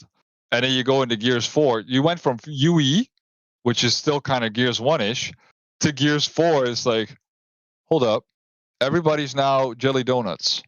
And it was even worse in What? Gears 5. Oh man, I don't know who designed that nice little red ring around your whole fucking screen, but I'm glad that person is either changed their mind or no longer working at the I don't Coalition, think they work there anymore. It's unwatchable. Jesus. And the flash grenades, Oh my just God, dude. miss me with it. We man. could talk about that Gears 5 launch for hours, dude. There's so many things. So what I'm saying is like a good dev going bad can still become a good dev again, but a bad dev will probably never be a good one, and the Coalition clearly went from good to bad to now trying to be good again by trying to get on our side of like, hey, no bullshit, no battle pass, no nonsense, no pay to win, nothing. We'll have events, right? And premium content, but that's okay. I would spend $100 a month playing Gears of War if it is the best Gears of War I could ever get. Amen. You know what A fucking men. But it's like, don't try to fleece me with your bullshit. Like, oh, this is a red skin, and then a week later it's like, okay, now you have 2 days to buy this blue skin. No. If I go to a store and this stuff is good, they're gonna keep it in stock because people buy that shit. Don't give me this FOMO crap, Nope. And the industry is luckily, everybody's pulling the developers aside. Call of Duty, Battlefield, you name it. Everybody's kind of just out of principle had enough of, I don't care what the game is like. If you're trying to fleece me, I'm not playing. Period. Which is a good thing, right? You're keeping people accountable, like you said, by just not paying for the crap that they push. And back then, TC was, they would just push more and more. You're like, oh, the Nastro doesn't work? Here's a $10 Marcus skin. Here's a $10 winter Also, Marcus skin. You have to pay a couple times before you get this skin, by the way. You know, right? So you got people saying nowadays, like, oh, you're paying $300 for this replica Lancer? Huh? You're a fucking casual, dude. I would never do that. Those are the same people that went on Gears 4 and bought a billion fucking packs to get this rainbow, this moving rainbow over my Lancer. Oh my god! Right? Like, what are we talking, dude? Do you remember that stuff? Go check your bank account, bro. Like, you gave these people money to do this shit. It's crazy to me. That also goes into Node Zero. Mm-hmm. Now, I had an interview with Node Zero, which was very ad hoc, right? Yep. Like, he hit me up on Twitter and he said, hey, I heard you wanted to talk and I have a lunch break right now. So I have about 30 minutes. Do you have time? And I, of course, I immediately said, oh, absolutely. Right. For sure. And even though I was so heated about the game, brother, if a professional in the industry wants to talk to you about stuff, you're going to put all your personal bullshit aside and talk to him like a professional. Okay. And the fact that all these people are hating on the E-Day shotgun and all this bullshit proves to me that Node Zero was never really truly the fucking problem. But the way people dogged on this man, I don't know if everybody in the chat knows this stuff, but they ran Node Zero onto the street. Like, this man was like, I thought he had personally, like, I thought he was okay. Yeah, what I'm saying is, like, yeah, he had his decisions to make and stuff, and sure, he made wrong decisions or whatever, but he definitely tried. You could see, like, you could tell it. But what I'm saying is that the proof is in the pudding, because after he left, not only did nothing change in the game, he left for like personal reasons. Like, he got really, really bad in his health wise, right? Like, he put so much effort into Gears of War that he had to leave. You know, and people said, "Oh, good. I'm glad he's gone. I'm glad he's gone. Fuck him." It's like, are you out of your mind? You understand? Like, this person's now depressed because of how much pressure people put him on, instead of talking to him like just a normal human being. So when I got to talk to him, people dogged on me for like, you're being soft on him. You're being this. You're being that, and you should have asked him about this and that. What I'm like, first of all, you've never said a word to me. You're only here because I'm talking to Node Zero. So I'm like, I'm not a mouthpiece for you, right? Second of all, it's like, you don't even know what's going on with this guy. You have no clue, right? Yeah. And that's what people do now, is they look at TC and they go, oh yeah, the Gears E-Day is garbage. This game is, like you said in your videos critiquing other people, right? They say, oh, this game is fucking garbage. Gears 5 is way better. It's like, hold on a minute. Gears 5 better. People ran a developer out the door with all their personal bullshit over a video game. Mm-hmm. Let's not do that again, right? So I'll always stand up for developers in that case, where people just like run their mouth, right? And we're 20 years down the line. Technically speaking, everybody playing this game these days, if you started anywhere, Gears 1, Gears 2, you're a fucking adult, man. Fucking act like it, dude. Like, stop being a child, right? Stop being like a teenager that didn't get what they wanted. Daddy didn't give me my allowance so I could go out tonight. It's like, get a fucking job, dude. Do it your fucking self, you know? Yep. And that's kind of where, like, I stand now, where it's like, yeah, the TC ain't perfect. No company is fucking perfect. No game is perfect. But if they're being cordial with you, by explaining to you what's going on, or even if they're not, just be professional about it, man. Be cordial to them first. Like, show some respect, because rebuilding this game from scratch, if that's what they really did, it's not easy. And if they're even remotely close to hitting a mark, not just the mark, a mark, that's commendable. Yeah. That's commendable. Yes. It could have been, guys, it could have been terrible. We're getting. This game, is the last chance we're getting. Yeah, this game could have been absolutely terrible. It really could have been. and I'm glad that it isn't. And we only seen a beta so far. We haven't even seen the campaign, and I'm excited. Well, some of us have. Shut up. Yeah, NDA. But don't message me, by the way. I don't have access before anybody's like, oh yeah, I'm gonna get some info from Dutch. No, I don't have shit. But yeah, that's like a good dev can turn into a bad dev based on the community feedback. And if we're going to be a bad community to them based on what happened with Gears of War 4 or whatever, or Gears of War 5, then we get what we deserve, and we deserve what we get. You know, they're going to make decisions again where it's going to turn into trash, and the people are going to act like, oh, TC, this is your fault. And then TC points at one specific person that got 20 million upvotes and goes, well, you guys asked for it, so here it is. You know, hey, so Carmine Forever is in the chat. Everybody put a W in the chat for Carmine Forever. There we go. Everybody. Building from scratch is still insane. What a commitment. Yes, sir. Yeah, exactly. And that a bad developer cannot do that, guys. Nope. It is impossible. A bad developer is like what Extra said about the day after game. They will just fleece you, and people notice, and then boom, the company's dissolved. The coalition is still here, so they must be they have talent, 100%, 100%. Yep. There's no other way. You cannot build a Gears game, rebuild a Gears game in their own vision, right, from scratch, and even come close to the Gears of War feel for many of us. That's got to be hard, without dude. that talent. That's got to be hard. I don't even want to know.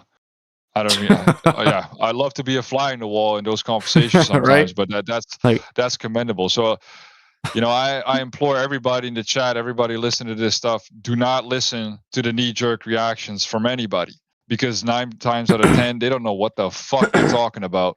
And that's guys, just the truth of it. And that's why I haven't put out my beta review yet, because I'm still. It's coming out tomorrow, but that's why I took as much time as I could, because I went over the script multiple fucking times just to make sure that I wasn't like, you know, crying about something. I tried to be as fair as I possibly fucking could. As fair as I could. Go ahead. You got nothing to lose, man.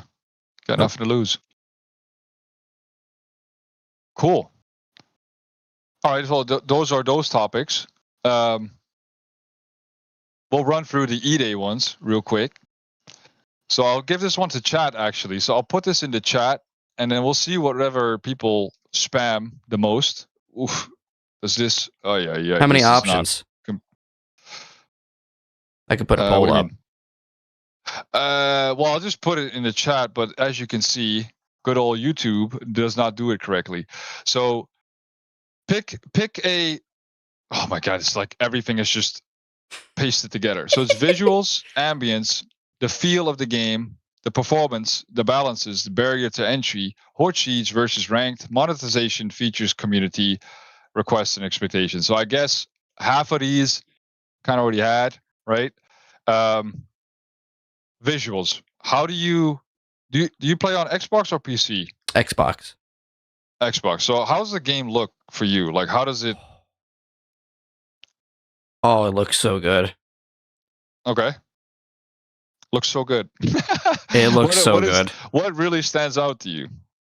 The textures, they're very high definition.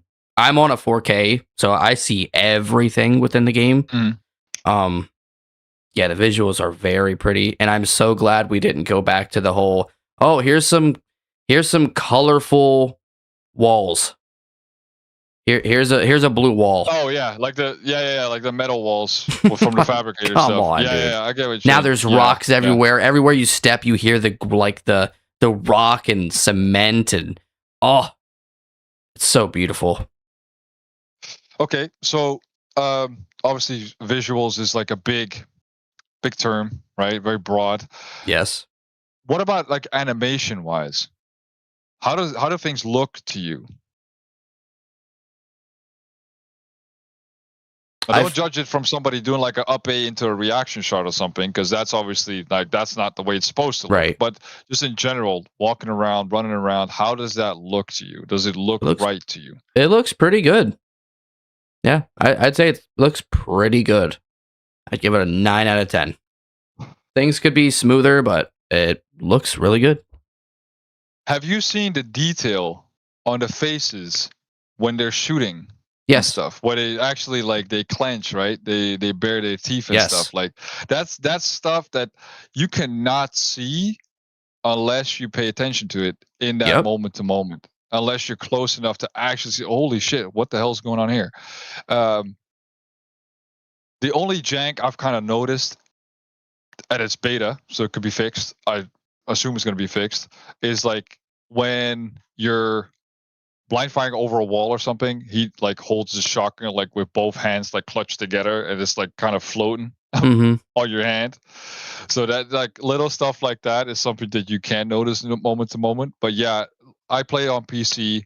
I have a 4080 Super, which is a pretty beastie card. I run the game at about, let's say, 110, 120 FPS, right, on Ultra. And from other games that I've played, amazing looking. You know, even Siege, I run good frames, right? And which does matter when you're looking at pretty things like, oh, it's all shiny, right? Like, it keeps you engaged. You know, if you're constantly lagging or whatever, it's like, oh my god, like you can't even pay attention. It's just choppy.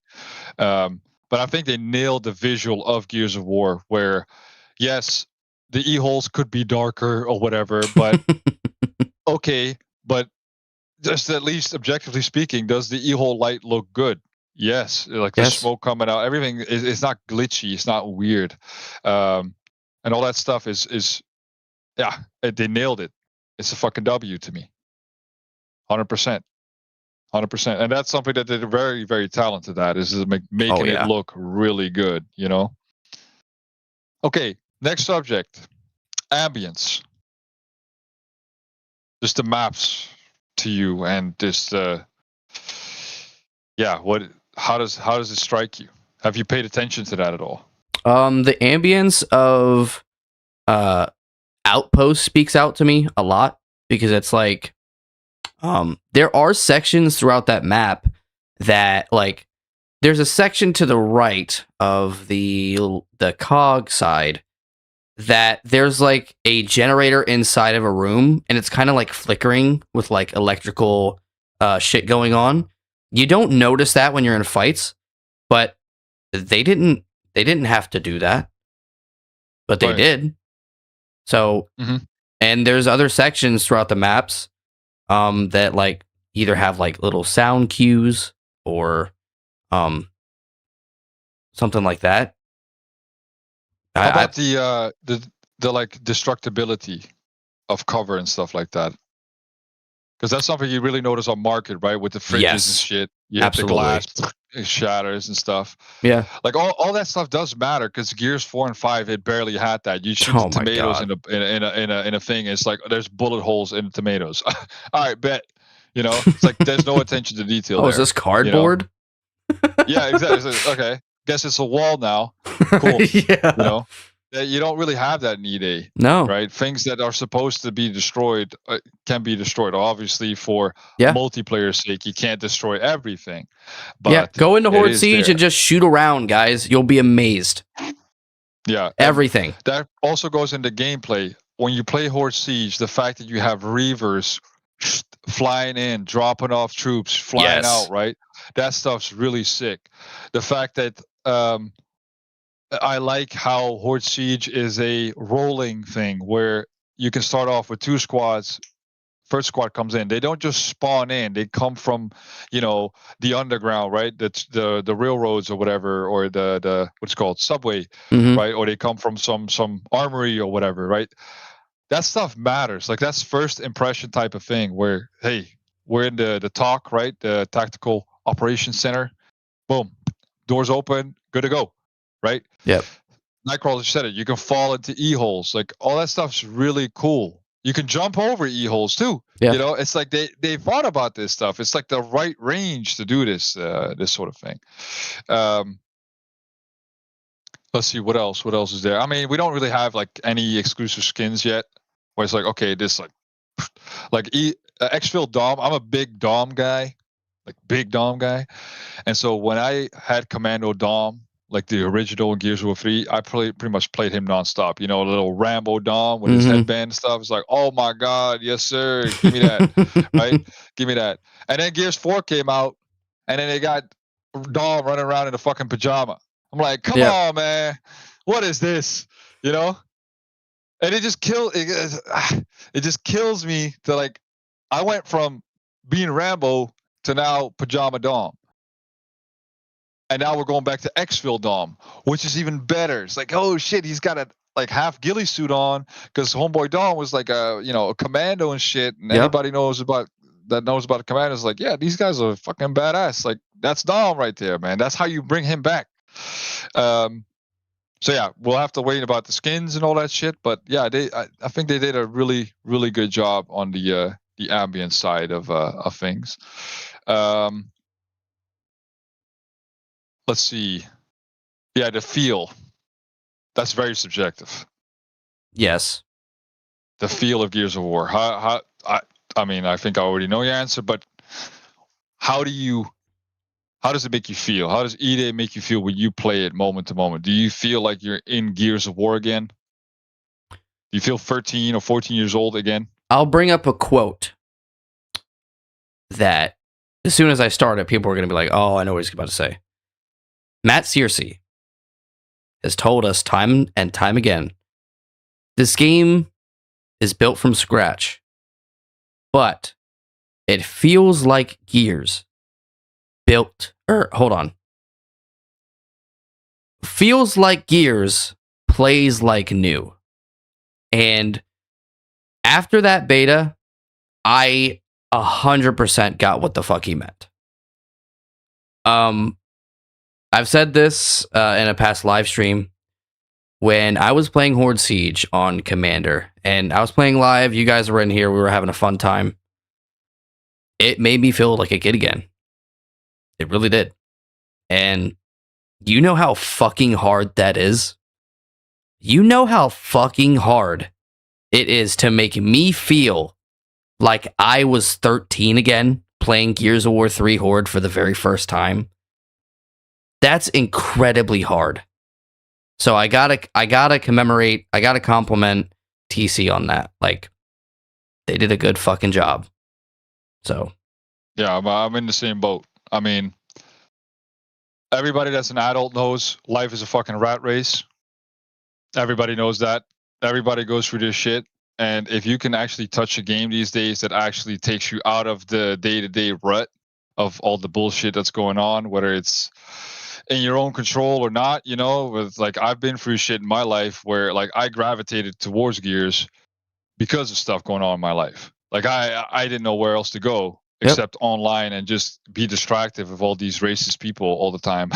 And I was like, yeah, okay, I'm going to make this my problem, like something that I can just control and be addicted to it, instead of doing drugs or doing all kinds of other stuff, and that I wouldn't say Gears E-Day makes me feel like, oh, I either do this or I do drugs. Hell no. Does not make me feel that at all. But like you said, it's really difficult these days after so much, you spend all this money on other games, all this other stuff that you do in your life, but nothing really brings you back to back then, and this game does do that for me. It makes me motivated to say, you know what? Let's give this another shot, because I was devastated at myself giving up content creation and all their other stuff, because I love that shit. But it just killed me because it turned into a rat race. It turned into, I have to make XYZ content so that I feel like I'm doing it right, as if I'm doing my job. You know what I mean? Like, I have to meet these quotas or whatever so that I feel like I'm doing it right, so I don't lose my job. And that's not fun. That doesn't invite people to do anything, you know? And if you look at anybody remotely successful in life, it's because they're having fun. They made their problem fun. And if Gears of War is our problem, then E-Day is a good fucking problem to have. I'll tell you that. Like, yes, sir. I don't care which direction they go into because I'm gonna have my fun, whether people like it or not. You know. So yeah, I think that's a good answer, man. It's a perfect answer in my opinion about making you feel again as if you're 13 years old. Yeah, definitely didn't do that with Gears 4 or Gears 5.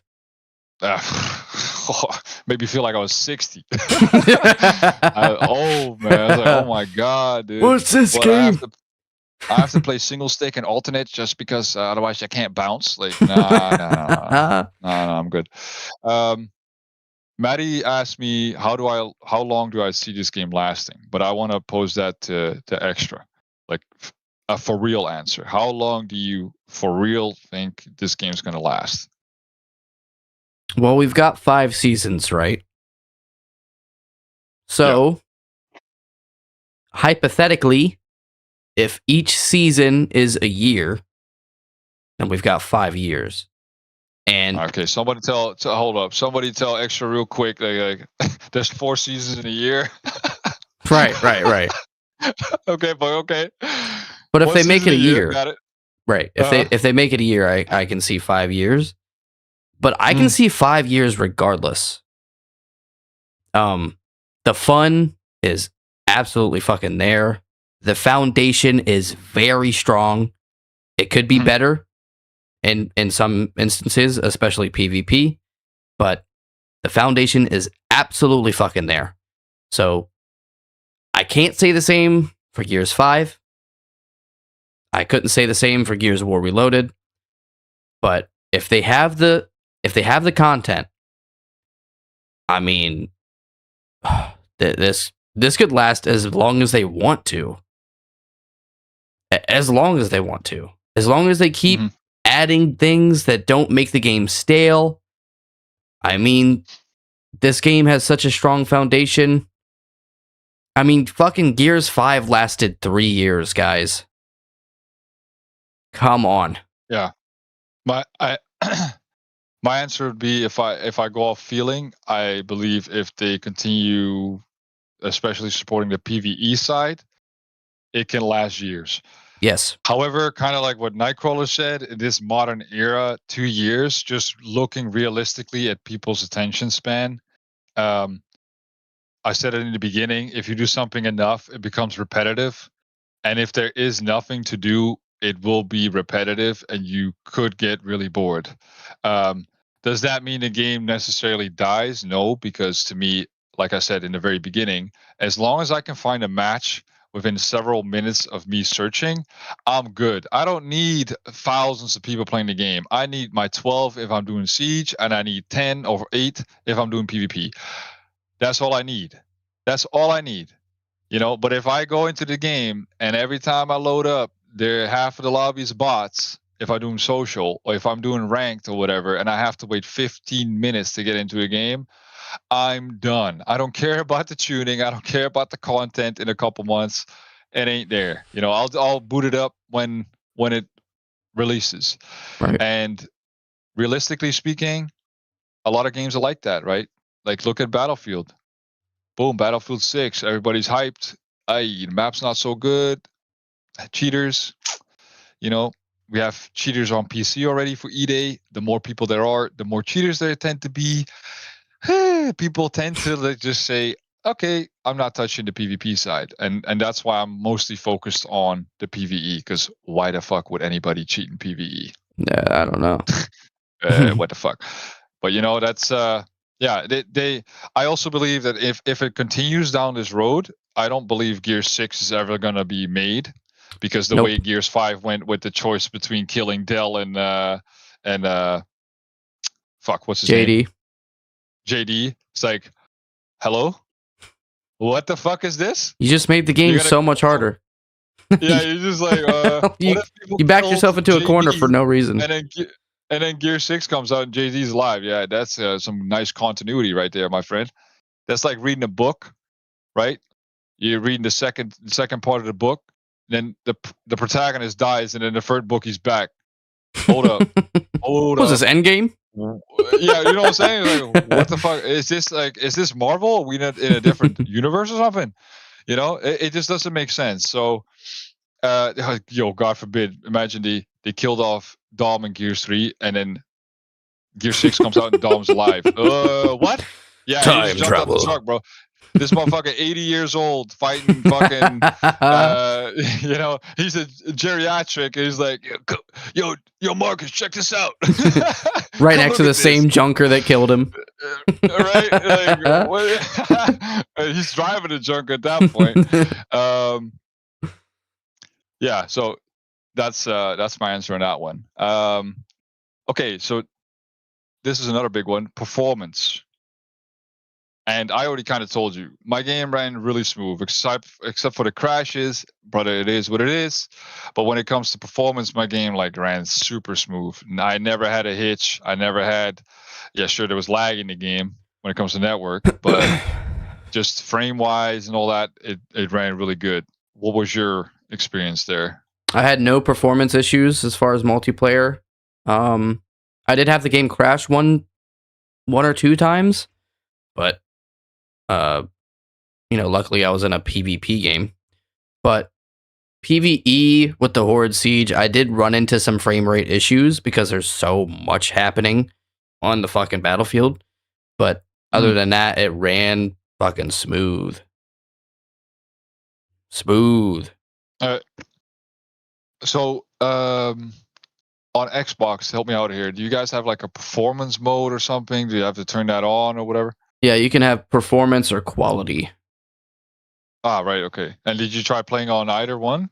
I tried. Like both? I did performance through the whole thing for versus okay. and horde. Okay. So are you familiar with the differences there? Like, do you know how that stuff works or what? Yeah. Yeah. So from my understanding on Xbox, like performance is basically lower resolution upscaled, Yep. right? And then quality is basically like native or close to native, right? That's just a lower frame rate. Low frame, yeah. Okay, right. Yep. Yeah, because if you're playing campaign, like who the fuck cares, really? If you're playing on a big, nice big TV, you're just chilling. You just Right. want it to look pretty. So, yeah, yeah. I think that's a big one. Anybody that plays on PC, man, and that kind of goes into our next topic here. Before we go into balances, because that's a giant topic, barrier to entry. That's split two ways, and I'll let you think about that one because I gotta go hit the head and take a leak. But what I mean by barrier to entry, I mean both in this case the technical side and the skill side. So I want you and the chat to think about those two things. When I say technical, I mostly mean PC because it's being released on PC and Xbox, right? And skill wise. Okay. Yep. All right, cool. I'll mute up. I'll be back in like 2-3 minutes. Sounds good. All right, guys. The barrier to entry.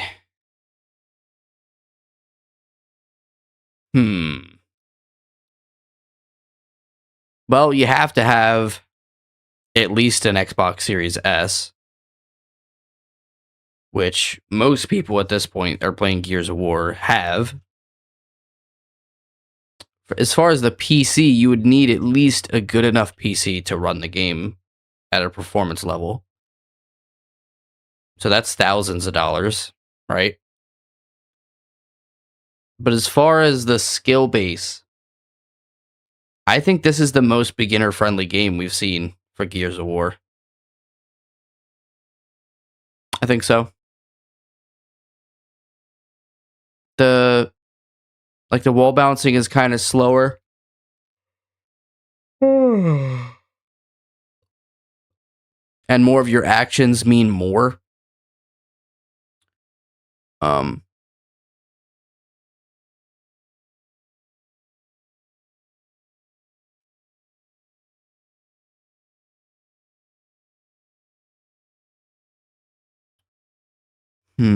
The retro Lancer is kind of broken. The Lancer needs a little bit more work, but I think it's in a good spot for newcomers.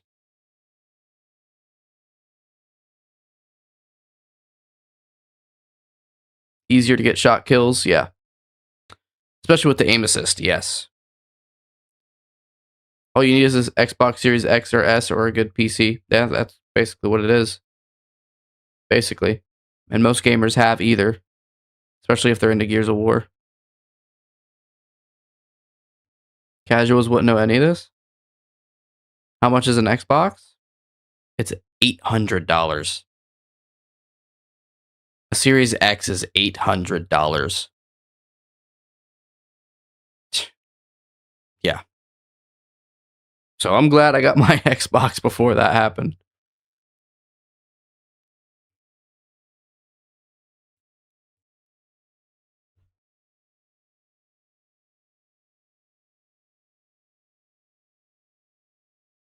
Yeah. And it's gonna get even more expensive, bro. But damn, by the amount of people that we saw play the beta, I mean, we don't have anything to worry about.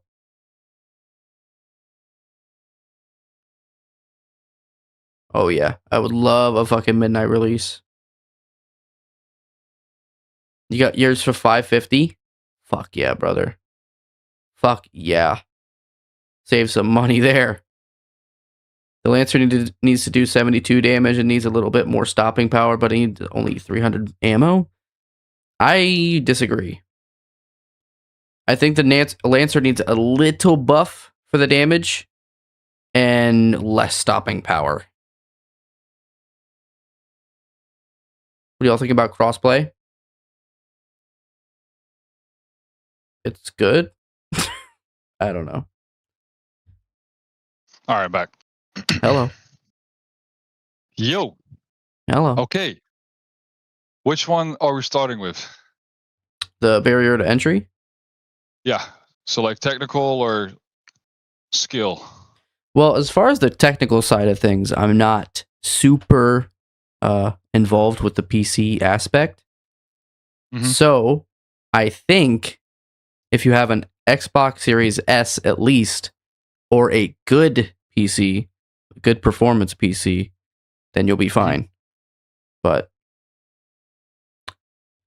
yeah, so like for like the bare minimum, right? So if you're trying to like, because what do you play on? You play Series Xbox X. One, Series X, right? And how much does that one cost? $800 now. Okay. All right. Boom. $800. Gotcha.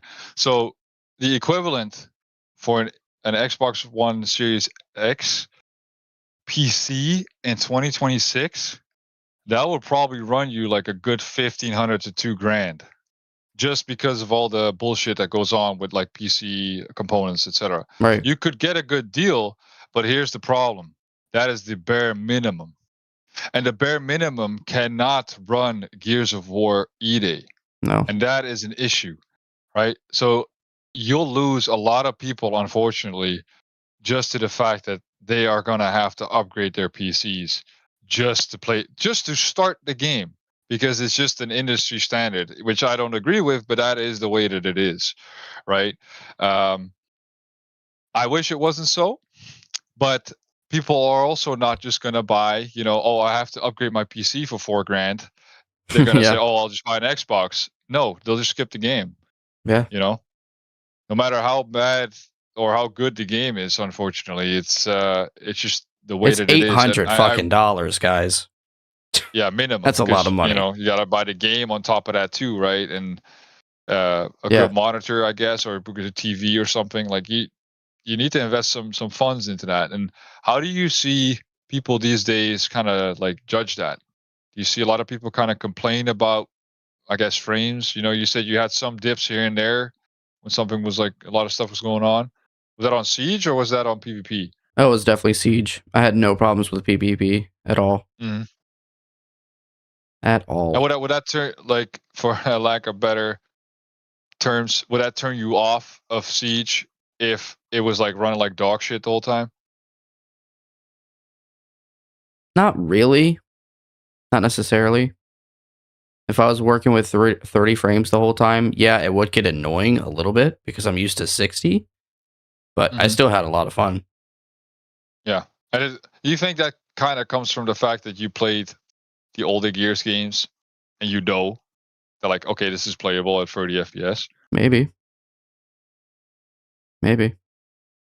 Nightcrawler asks, what's considered dog shit? Dog shit is like, okay, you normally run at 60 and now I'm running 20, or sub 20, where it's like I turn left and my guy he skips through the fucking animation into a left turn. Like it's practically unplayable for you at that Like point. it's like this. Yeah.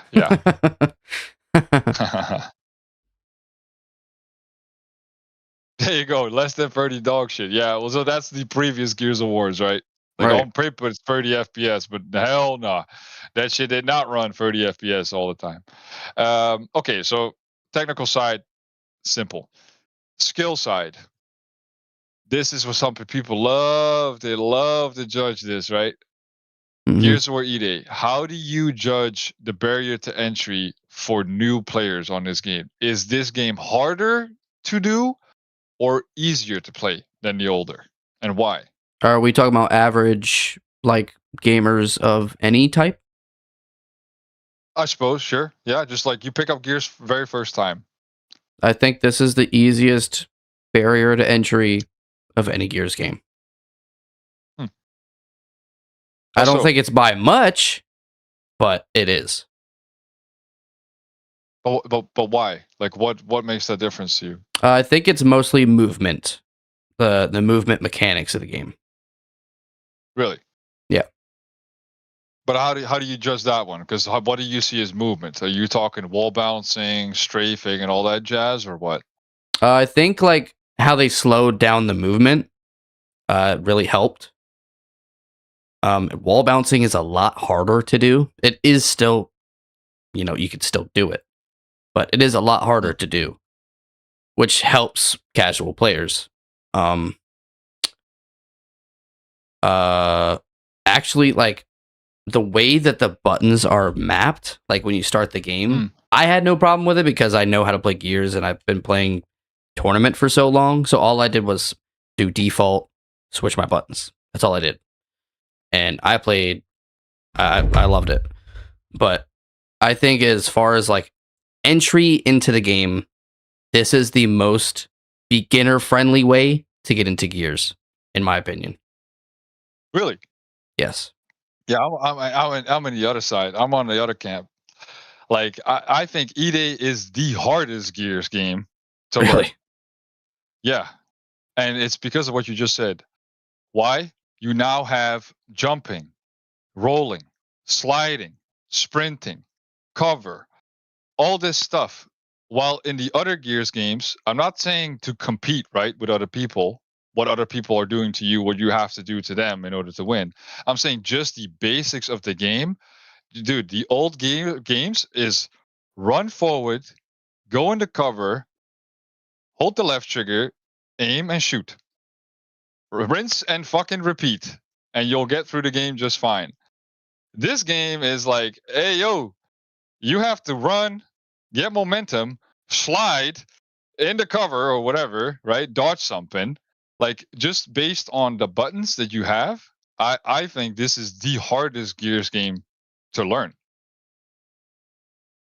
Well, here's the thing. Do you get what I'm coming from or what? Right, I get what you're coming from, but here's the thing.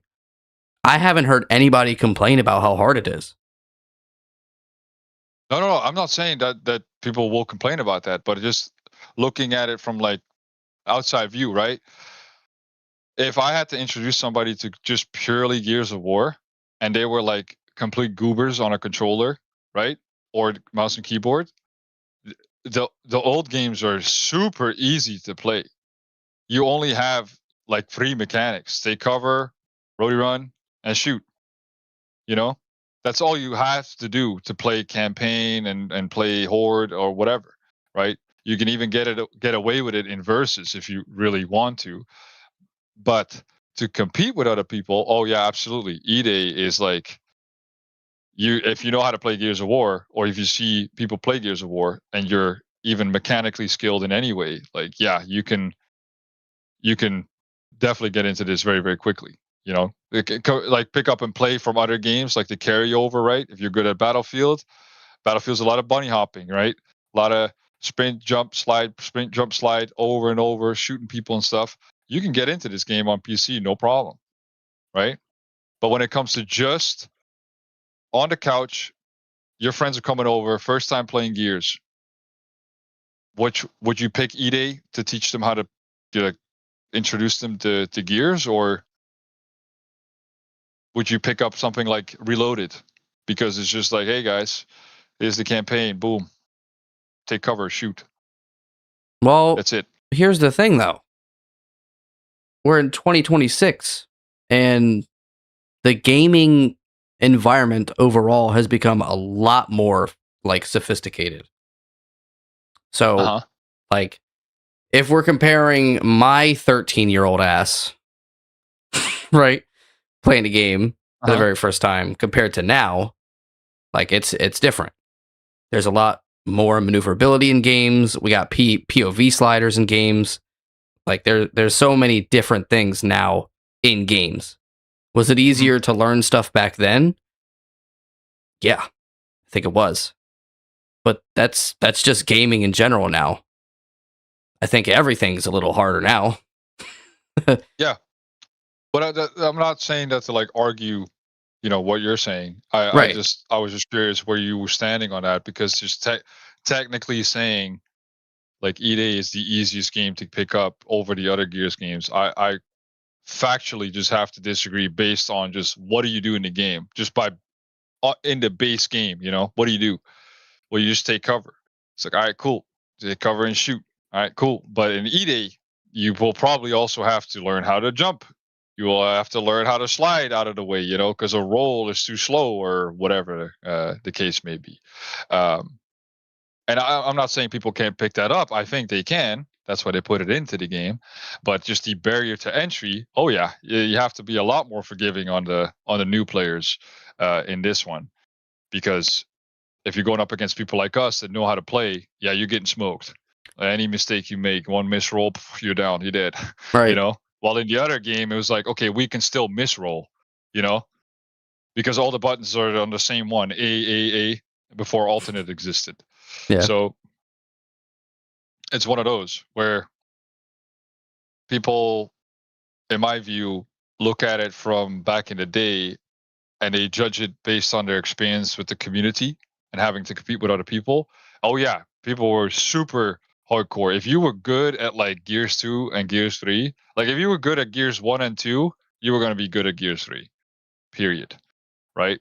But just because you're good at Gears 3 did not make you good at Gears 1 or 2. Then you have people saying, oh yeah, you're a Gears 3 baby when UE came out, right? Ultimate Edition. And guess what? All the speds from Gears of War 3, oh yeah, they picked up UE easy mode. It was easy mode. No wall canceling. Everything's predictable. He's going to bounce over there. Got him. It's just a shame the hit registration's just awful, but it's an old game. Right. And now you're dealing with E-Day. My feedback for the game is very, very simple. It's like this foundation needs to be fixed. I don't know if you watched the 30-minute little montage I made of all the bullshit an average player will probably see, but you can see like it doesn't matter how well you play. If the foundation is off, you're gonna be killed over like stupid bullshit, no matter how good you are. Right. And that's gonna frustrate people. So, and I will say one thing about somebody out there that's pretty prominent in the community. How the fuck do you think that there's no skill gap in this game? I want a genuine answer to that. Let's just float into that one real quick, because that's the versus thing I had in there, right?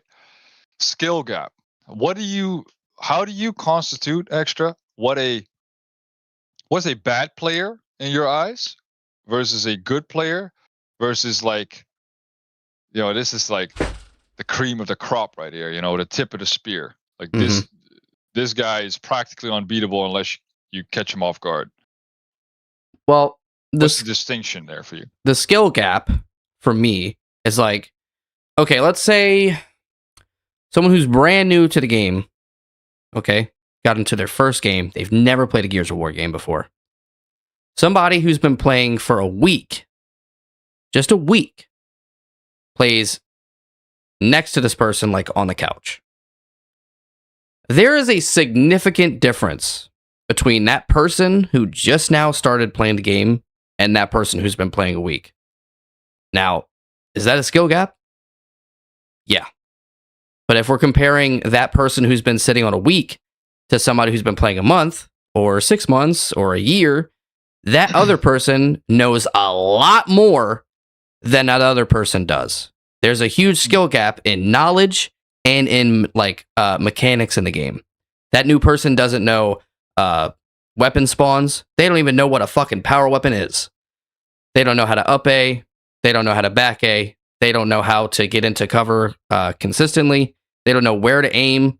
They don't like. There's a lot of things that like beginning the game is just a lot to learn. It's just a lot to learn, no matter what Gears game you pick up. So comparing like, and I don't want to say his name, but Icy. Okay, we all know who Icy is. Professional player. Coming out and saying there's no skill gap in this game, I mean, that's ridiculous. That's ridiculous. Of course there's a skill gap in this game. Of course there is. There's a skill gap in Call of Duty, even though it's one of the most casual games you can play today. I mean, come on. There's a huge skill gap in the game. So this is being devil's advocate here, right? Go So let's just pretend I'm Icy. All right, I'm on Optic. Everybody else is trash. There's no skill gap. There's no skill gap between the Optic team and everybody else, because Optic kind of ran shit for like what 12 tournaments or something. So like everybody else is ass. What I say goes. That's my skill gap. You gotta be better than me. Then there's a skill gap. Is that like that's an impossible standard, right? Right. Like nobody. Okay, so everybody. Like the game's so easy to me that there's no skill gap. Yeah. Right. Or me and my team. Right. So okay, Icy by himself versus 4 ranked players. What do you think is going to happen? Well, it depends. Well, what do you think is going to happen? I think that team's going to whoop his ass. Yeah, you know, absolutely versus rinse him. Right. Like somebody in the chat said, like they're just going to cross him out. There's a skill gap right there. There you go. Icy, you dog shit, dude. You can't handle 4 ranked players. I thought they did nothing. Right, and I'm not saying he says this, right? But that's perspective, right? That's perspective between like, well, what's the skill gap? You just mentioned it. Somebody who's completely new to the game, yeah, absolutely. He's gonna be ass. Of course, I pick up any game that I've never played in any capacity, right? That has no carryover from the games I've played before. Like, so, yo, put me in a golf game.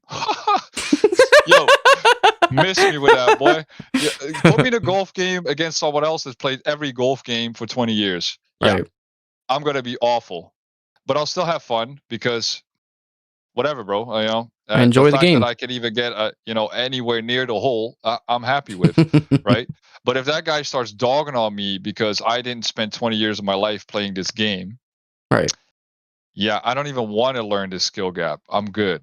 You know, you can have your skill gap in the old games, right? Yep. But so to me, a bad player. This is going to sound really awful to some people, but this is just like the elitism here, right? Speaking. To me, a bad player is somebody who knows how Gears of War works and purposely tries to ruin the time of other people. That to me is a bad player, right?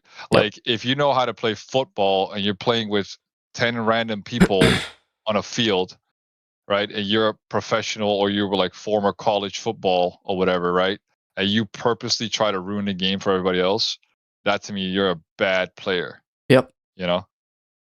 A good player, on the other hand, is someone who's the opposite. They might not be absolutely perfect in every way, but they try to play the game right. You know? They're not trying to abuse every glitch in the book.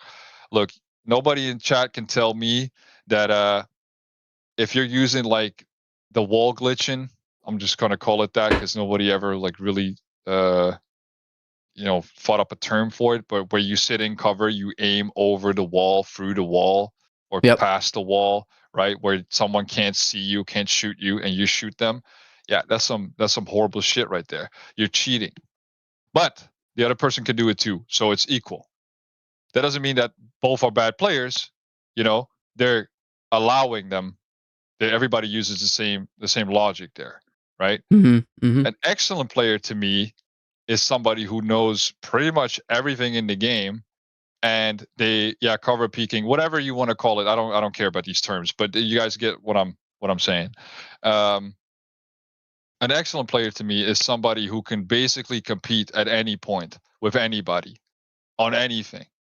And I myself, the elitism speaking, I see myself like I'm an elite player. I know I'm an elite player because I will see what someone else is doing, and I'll immediately be able to tell, like, all right, you've killed me this way. This is what I have to do to counter that, and I'll do that shit. I don't care, And my resume, quote unquote, speaks for itself in that. That during Gears of War 2, I competed on game battles. I went to LAN in the Netherlands here. I went to all these places, but back then nobody even cared about any of that stuff, right? But I acted that way, right? I already knew, like, ooh, what's this guy doing and how can I beat that? But I never had the feeling like, oh, I need to prove this to everybody else. And so when I see everybody else playing in ranked, if I spot like a really good player, I can see what they're doing. You can see the play happen before they do it. They maneuver in a spot where they push other people towards them in a disadvantaged position, right? And it doesn't even matter if you're, to me, a professional or whatever, because that's just some people get opportunities, some people don't. If you live in a country where there is no esports, dog, it does not mean that you cannot be an elite player. Right. It's all about that perspective of, like, how much are you willing to learn. So I know there's a bunch of people in chat that are like OG. Everybody knows front spawn has distinct advantage over everybody else. Yep. If you are front spawn of your team, you are supposed to push that position right out the gate, because that split second right there, that's what makes the difference. Yep. And I've always said in public Gears, it's the first 20 seconds and the first 2 minutes that determines the match. The first 20 seconds to the power weapon, boom, they win that shit. Your team is likely cooked. If it's a stalemate, whoever makes the best play in the first couple minutes, on average to me, it's like 2 minutes. That's who wins the match, or wins the round anyway. Especially on E-Day, because the weapon spawns are 3 fucking minutes. Yeah, for instance, right? But that's one of those, right? That's one of those, like, little tricks where a lot of people, they don't think about that. They think, oh, I'm front spawn, I can just go wherever I want. No, I'm gonna pick up a smoke if you're grenade. the tip of the spear, you have to at the highest level, quote unquote, you have to be pushing that. Yep. And that's what people did back in Gears 1. They switched positions in the team so that XYZ got front spawn. Yep. Which is totally fine. Like, that's not cheating. That's not anything. That's just how it goes. But if you gatekeep that sort of thing and you say, like, oh, player 4 is garbage, even though that guy's spawning in the back. Yeah. What kind of standard is that? Yeah. It's dumb. And if somebody's like, oh yeah, I'm a hyper bouncer, and everybody who can't do that is garbage at the game. It's like, what standard are you living by here, dude? Yep. Because you're going up against a competent team. It doesn't matter how much you hyper bounce. You're gonna get crossed out. Period. Yes, sir. Like you said, they're like people in ranked, dude. Like, there's hella people in ranked back in the day and now. They can pick up this game, and yes, it's easier for us because I'm playing it forever. There's less speed, right? And we've played it forever. But the fact that some random dude can kill you after 20 years of experience and you want to dog on them, brother. You should technically never lose to any noob ever in any Gears of War situation ever. But it happens. You get caught out, and that's a good thing. So that's my perspective on that. Because, dude, I see some of these pro players, and I've always said, like, yeah, I mean, it's the fact that they go to, just because you go to a tournament and you compete with the people that are there at that time does not make you the best player in the world. It just makes you the best player amongst those people that tend to go to those places. Yeah. Not only that, but in the grand scheme of things, nobody fucking cares. Nobody cares. You're just playing a game like everybody else. It doesn't make you more, like, you don't have more of a right to do anything, to say anything than the next guy. Just because you're competing, how asinine would that be? Just because you play basketball for 30 years or whatever, right, does not mean that you get to tell every single 16-year-old how to play basketball. It's all about like keeping people involved and keeping people going and like fixing the problems that are there. You know, that's why a lot of ex athletes, they become commentators, right? Mhm. Because they want to show people like, hey, this is why Because they know the game. they know the game and they know their time is done. But in Gears, it's not like that. You still got hella people living in the past, whether it's in the public space or in the competitive space. Like there is no pro scene. Let it go. Nope. And I can see this rift sort of happen in the competitive community too, where there's a whole bunch of former professionals that were really good at Gears who are kind of like, guys, grow the fuck up. Grow up, man. Yeah, Vexy's one of them, right? Like he's still relatively young, but he's like, dude, it's about fun. And same goes with Domes, you know. He's also like a former professional, also still relatively young, but he still goes, look, Gears of War 2 is not perfect, but it's good for me because I had a blast on that game, and that's what it's about. That's what it's supposed to be about, is fun. Yep. And I think a lot of people lost that. They somewhere in their path in this rat race, which is competitive, right? Competing in esports, which is another rat race in itself. They lost the sense of, oh yeah, it's supposed to be fun. Because you can't tell me all these pros play Gears 4 and 5 for fun, dude. Hey, no way. No fucking way. Ultimate Edition, hell no. Hell no. Oh my God. The amount of bullshit I saw on that, oh my God. That's... Yep. That's why I got so upset with Reloaded, man. Yeah, I bet. Like, what? I bet. And everybody asked for Gears 2 remaster. Oh, dude, there's gonna be a Gears 2 remaster. Watch, there's gonna be a master. What is it? Marcus Phoenix collection. Mm-hmm. I swear, there's a leak. Nope. Nada. Nope. Nah, nothing. But yeah, when it comes to ranked, now we've had a couple iterations of TC's ranked, and we already talked about the whole quit penalty thing. Do you have any ideas or suggestions how you would do ranked? How would you reward people for playing ranked? Solo, stacked, different queues, different rewards. How would you push that? I've actually changed my stance on this a little bit. Okay. So for ranked, if you are to play ranked in a video game, what is the purpose of playing ranked? It's to judge your skill level. Previously, I've said they need to do solo queues, duo queues, quad queues. I think it should be solo queue only. Really? Because if you're going into ranked, like I just said, what's the purpose of playing ranked? It's for your skill level and for you to get rewards for your skill level. You're not going in the game to have fun with the boys. You're not going into ranked to like get carried or carry other people. You're going in there to judge your skill level. And if you play ranked with a squad, I'm sorry, but you're probably not that good. Just being honest with you. Oh shit. He said it, chat. Hey, any of you all run stacked? You're trash. Just saying. I don't like running stacks. I get your point, though. I really don't. I get your point. So, my take is sort of the same. I think it should be solos and stacks. However, it should is a loose term I'm using here, where you can create a team. So like you sign up with 4 people in this case, right? And it's like if you're playing with those 4 people, whatever the team gets, that average gets split across all members.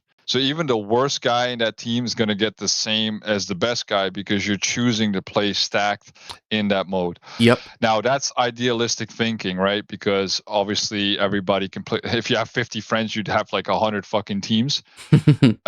That's kind of the thing, right? It's like, what's the limitation there? That would be a limitation. However, I did notice, and this is a big thing with how ranked is played. So on Gears 4 and 5, pretty much every mode I could play ranked that had like any sort of matchmaking on my end, I was mastering like that. Why? Because if you play TDM only has so many kills you can get. Mm-hmm. So you need to score an average amount of points to keep your rank going. So it's about the win, it's about the points you get, right? By being MVP and all the rest. And I noticed as long as you score a certain amount of points by spotting, assisting, and all the rest of it, John, right? You'll rank up. Obviously, if you win, it's even better, right? And I won a lot, otherwise, you just deranked the whole time. And I didn't even have to run stacked. Like I reached Masters in free for all in 8 hours, from 0 to hero. You can do it. I can. Not only did I just win a lot, but I also scored hella points every fucking game. Right. So, and like points per minute is something that's like used in other like actions per minute and all the rest of the shit is used in other games to like judge somebody's skill level because it shows how busy you are, right? You're constantly working, right? You're constantly looking for work. And something you see in the top ranked teams and competitive teams is like all these people are constantly looking for work, looking to tag people, get a couple pistol shots in here and there, right? Wherever they can like put a bullet in, that's what they're gonna put a bullet in. And like you said, if you have a solo queue, that means you know for sure ain't nobody running stacked. Everybody can only talk with the randoms in their team, right? And it's really about who is the best in that moment. And obviously, if you go through the brackets, theoretically speaking, you can only meet people who are just as good as you. But then the problem comes in with the point system again. That if there's only so many kills to get every game, and you need to average something out, how is that going to be judged? Like, if I'm a master player, but I end up at the bottom of my team because we're playing Guardian ranked and I'm the leader and I don't get to kill anybody, does that mean I'm no longer a master ranked Guardian player? No. So in my eyes, the way the point distribution should be is split it amongst everybody that's there. Period. Whatever reward there is, split it amongst the whole team. So it's kind of like what you said. However, the reward that you get for playing ranked is split across your team, period. That yes, sure, someone could get carried. However, everybody's ranking up at the same speed anyway. So it's not like, you have one guy going 50 and 0, the next guy going 5 and 0. That guy going 5 and 0 might have put 35 assists down on the guy going 50. Mm-hmm. But the guy going 5 and 0, he looks like shit compared to the 50 and 0 guy. You get what I'm saying? Mm-hmm. It's like it shouldn't be a reward like that. I'm kind of curious what your stance is on that. Do you think that would work, or do you see limitations with that, or? I don't know. I'd have to experience it firsthand. How does the chat feel about that one?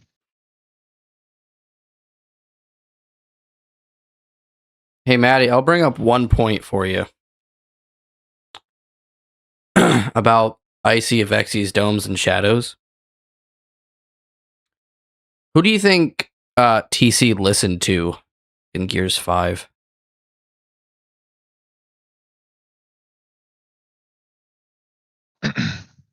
That's just an honest question.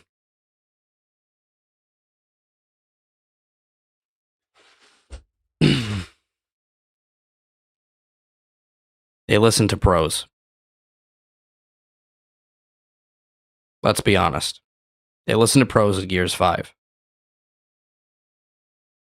So don't fuck around with that shit. I'll say that they didn't listen right. They didn't understand what the pros were asking for, but yeah. Sometimes I hear these pros talk and I think, man, I'm not even American or English, and the words coming out of their mouth. What are you saying? What are you saying? I mean, I'm gonna probably take some heat for this, but when I heard, I watched Icy Domes and Fatal Strike do a little podcast thing the other day, right after the beta, I think. And when I heard Icy say, "I just don't believe some people deserve an opinion," he's like, "You've lost me, dog.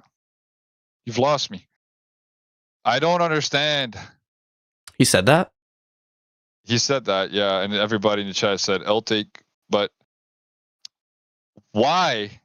Why do you have an opinion? In this day and age, yeah, what makes you? And he tried to go into it, but it didn't work because just having that idea to me at this point in 2026, after all these years of playing, to believe that like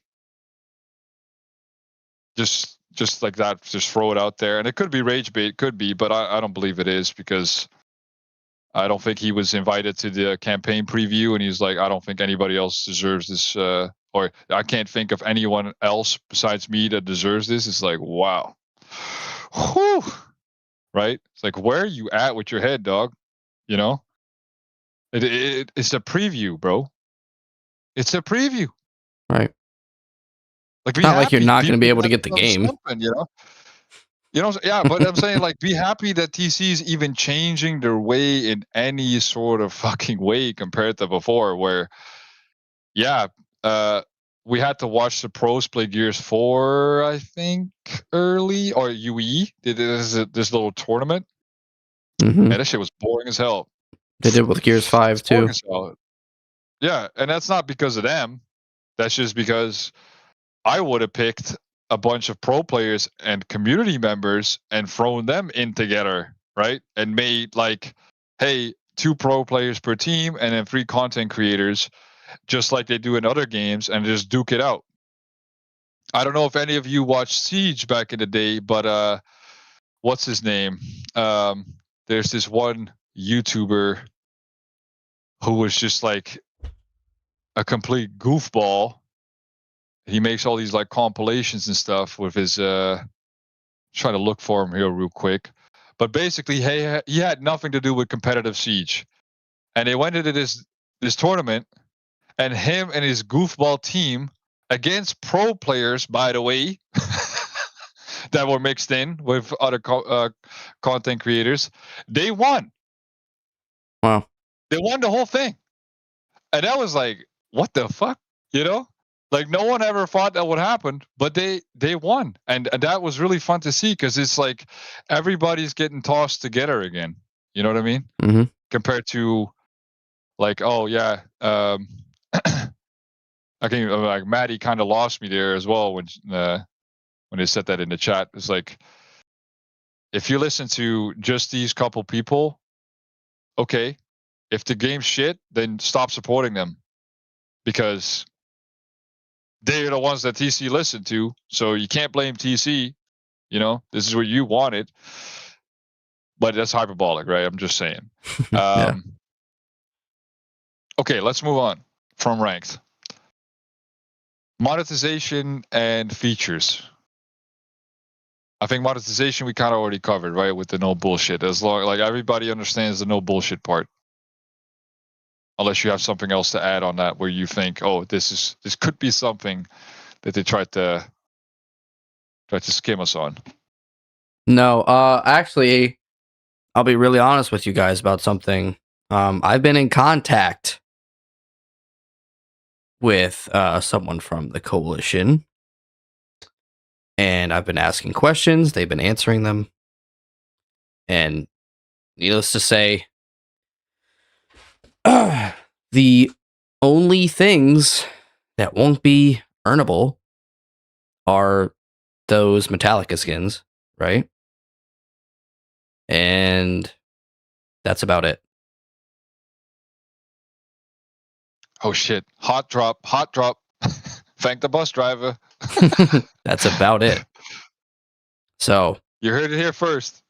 But it's all still speculation for now, man. Just keep it on that. It's speculation. Cover your own ass. Just speculation, man. Only thing you can't earn is the Metallica skin, everybody. Just don't worry about the rest. Okay. So We I'm skipped over happy. one, by the way. So I'm happy. Balances. hmm That's a big one. How balanced is the game right now to you? I think the movement is like some of the wall bouncing mechanics, like the movement of that is a little too fast. But I think it's pretty solid. You're talking about like an up A boost and all that? Yes. Specifically Right. that one. Yeah. What about the slide? Slide too fast? It could be. It could use a little reduction Or in the too speed. long, maybe? Yeah. Maybe not too fast, but too long. Like Yeah. you go too far. Too far, too quick, I would say. Because these guys skid across the ground like they're covered in soap. Like a good 15 feet. You know? It's like, okay, fine. All right, cool. Some maps are pretty big, probably, so you might need that. But yeah, okay. The gut puncher. I can join you now. The gut puncher needs reduced ammo. Okay. Yeah, that's a big one, huh? Like spawn timers and ammo and the wave spawn thing. Yes. I mean, that one's like universally like, what are we doing? Like the gut puncher having 6 rounds is like an ultimate boom shot, you know? You get that thing, dude, you're winning that ring, no matter where it's at. You have somebody competent with that fucking gun, I mean, you won. It's like a portable nuke down. So Bro, you just go crazy. In, boom, boom, boom. The whole team's dead. Yeah, and there's nothing you can do against it too, because of that manual explosion, right? You don't have to like. It's not like a drop shot that you can clearly see the line come towards you, and the only way to kind of catch somebody is if you kind of, go like right across the ground, because it immediately explodes. If it's too high, then people still have time to dodge it. But the gut punch, nah, that's that shit on active. Woo! You're getting melted. Killing the entire hill immediately dead. The amount of times I got like triple kills with that fucking weapon is ridiculous. Yeah. When it comes to okay, so the Lancer we already covered a little bit, but again, to me, okay, let's just say all the lag is gone. Boop, magically disappeared. I think the Lancer's a good spot. I think the only way to like really nerf or buff the Lancer is its accuracy. The bigger the bloom is when you shoot, the less accurate it is, the less bullets you're going to hit anyway. So you're going to have to like tap fire, which nobody really does with a Lancer because the switch is snub, right? Right. So do you have another stance on the Lancer? Do you think it still needs more work, or do you think they should revert it, or? No, I feel pretty good about it right now. I think a little bit of a stopping power nerf would do really good. Just to make those other people stop bitching about the fucking Lancer. Oh my gosh. Oh, the Lancer didn't need a nerf. Is it more stopping power in general, or is that initial? Because what I noticed when I got hit with a Lancer, when I slide and I get hit by one bullet, I'm stopped. Yeah, it's absolutely sliding, initial. But I'm done. You know? Yeah. But people that were saying that the Lancer didn't need a buff, you're on something. You need to get out of ranked. You need to stop getting fucking like. I've brought this up multiple times. Do we want the Gears of War 2 Lancers, or the Gears of War 3, or the Gears of War, or the Gears of War 4, or Gears 5? Like, no matter what Lancer you're getting crossed with, you're gonna go down. Okay? Stop bitching about it. Yeah, that's pretty much my stance too. If you're going up against a good team, hey, if the Lancer has no stopping power, people are gonna snub you down. Yep. Period. I mean, look, people are bitching about the Lancer, yet they support the Gears of War 1 sniper, 1 active down. Come on, bro. if there's anything that's bullshit, is a gun like that one single perfect active puts you down. Yeah. In 2026. Come on. I'm good. I'm not saying they're gonna put that in, but I'm saying that no matter what you do with the Lancer, good players will cross you down. Period. If it has no stopping power, then it also has zero function except for medium range, which the snub is better at if you're going for damage. Mm-hmm. You know. So yeah, that initial stopping power is pretty crazy. When it comes to the snub, I think universally everybody knows the snub's always been really, really strong. But I think in this game, with it has some Aim weird assist. bullet magnetism, right? Yeah. That even the aim assist. I mean, in my video, I show everybody's experienced this, I think. So I'll just bring it up. But when you shoot, yeah, it does this weird like tracking the center of the character, even when you don't really aim. It's kind of like that Apex effect, Apex Legends effect, where if you move your left stick and then you aim, it aims for you. But if you stand still and aim, it doesn't do it. Mm-hmm. It's very strange, but it still tries to do it. It just kind of wobbles back and forth. What I have noticed is that people who are on the ground, oh my god, it takes so many damn rounds, dude. Oh my god. Lancer, snub, shoddy, they just tank it. They just tank it. Just like Gears 5, bro. Just like Gears 5. Right? Like, all right. So, the snub really strong. Can it stay that strong? Sure. Maybe nerf that rate of fire though, because if you have what are those triggers called again? There's a trigger. There's a certain trigger technique in controllers these days. Help me out here, chat. It's in the options, in fact. Something trigger. Anyway, it makes it so that if you have a certain controller that supports that sort of trigger, you can shoot faster. Like a modded controller. So, sort of, yeah. So I have one of these like G7 Pro controllers with the paddles and stuff, and in that one, trigger stop. Said trigger stop. It's not. No. It's in the. It was actually in the options of Gears E-Day, where it said something about your triggers here. In fact, let me just turn this controller on. No, also not hairpin. You guys have the right idea, but it's not that. Hang on. Adaptive trigger. That's what it's called. Yeah. So you have this controller has dead zone on the trigger and a hair trigger mode. You have adaptive or fixed. So when you have an adaptive trigger, it kind of like it tries to know how fast you're trying to shoot. So if you're like tapping really quick, it's going to shoot very quick. You're tapping kind of slow, it'll just shoot slow. So it's sort of like a hairpin, but not really, because it still depends on how much you actually pull the trigger. Now, if you have a trigger stop, trigger stop just means like, okay, you only have to pull the trigger half before it's like all the way, right? So there's no dead zone or anything. You can't pull the trigger all the way down, so just 50%. So people who have something like that, they have like a distinct advantage. It's just, right? Immediately the whole clip is completely down. So if they have a nerf on the fast or the fire rate of the pistol, then it doesn't really matter what you have, because you can only shoot that many at a time anyway. Right? So the damage can be high, but if you can't shoot very quick, then it's okay. But yes, that aim assist that they have, or adhesion, or whatever they want to call it, is pretty rough. Yep.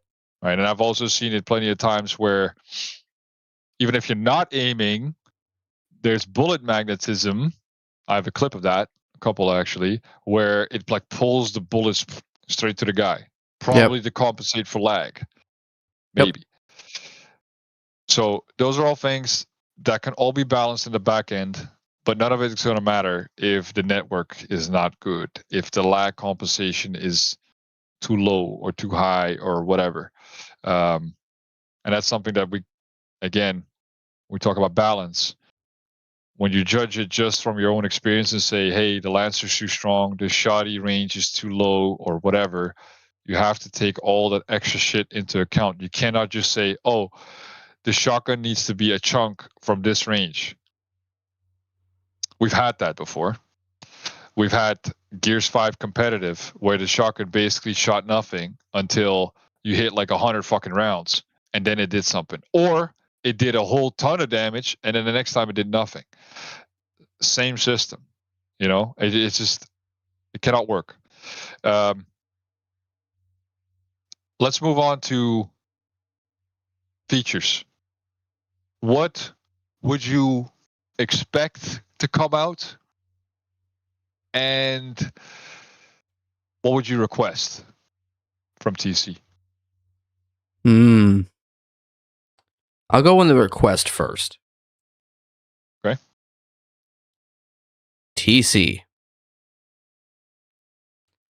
Please, for the love of God, make a big overrun mode.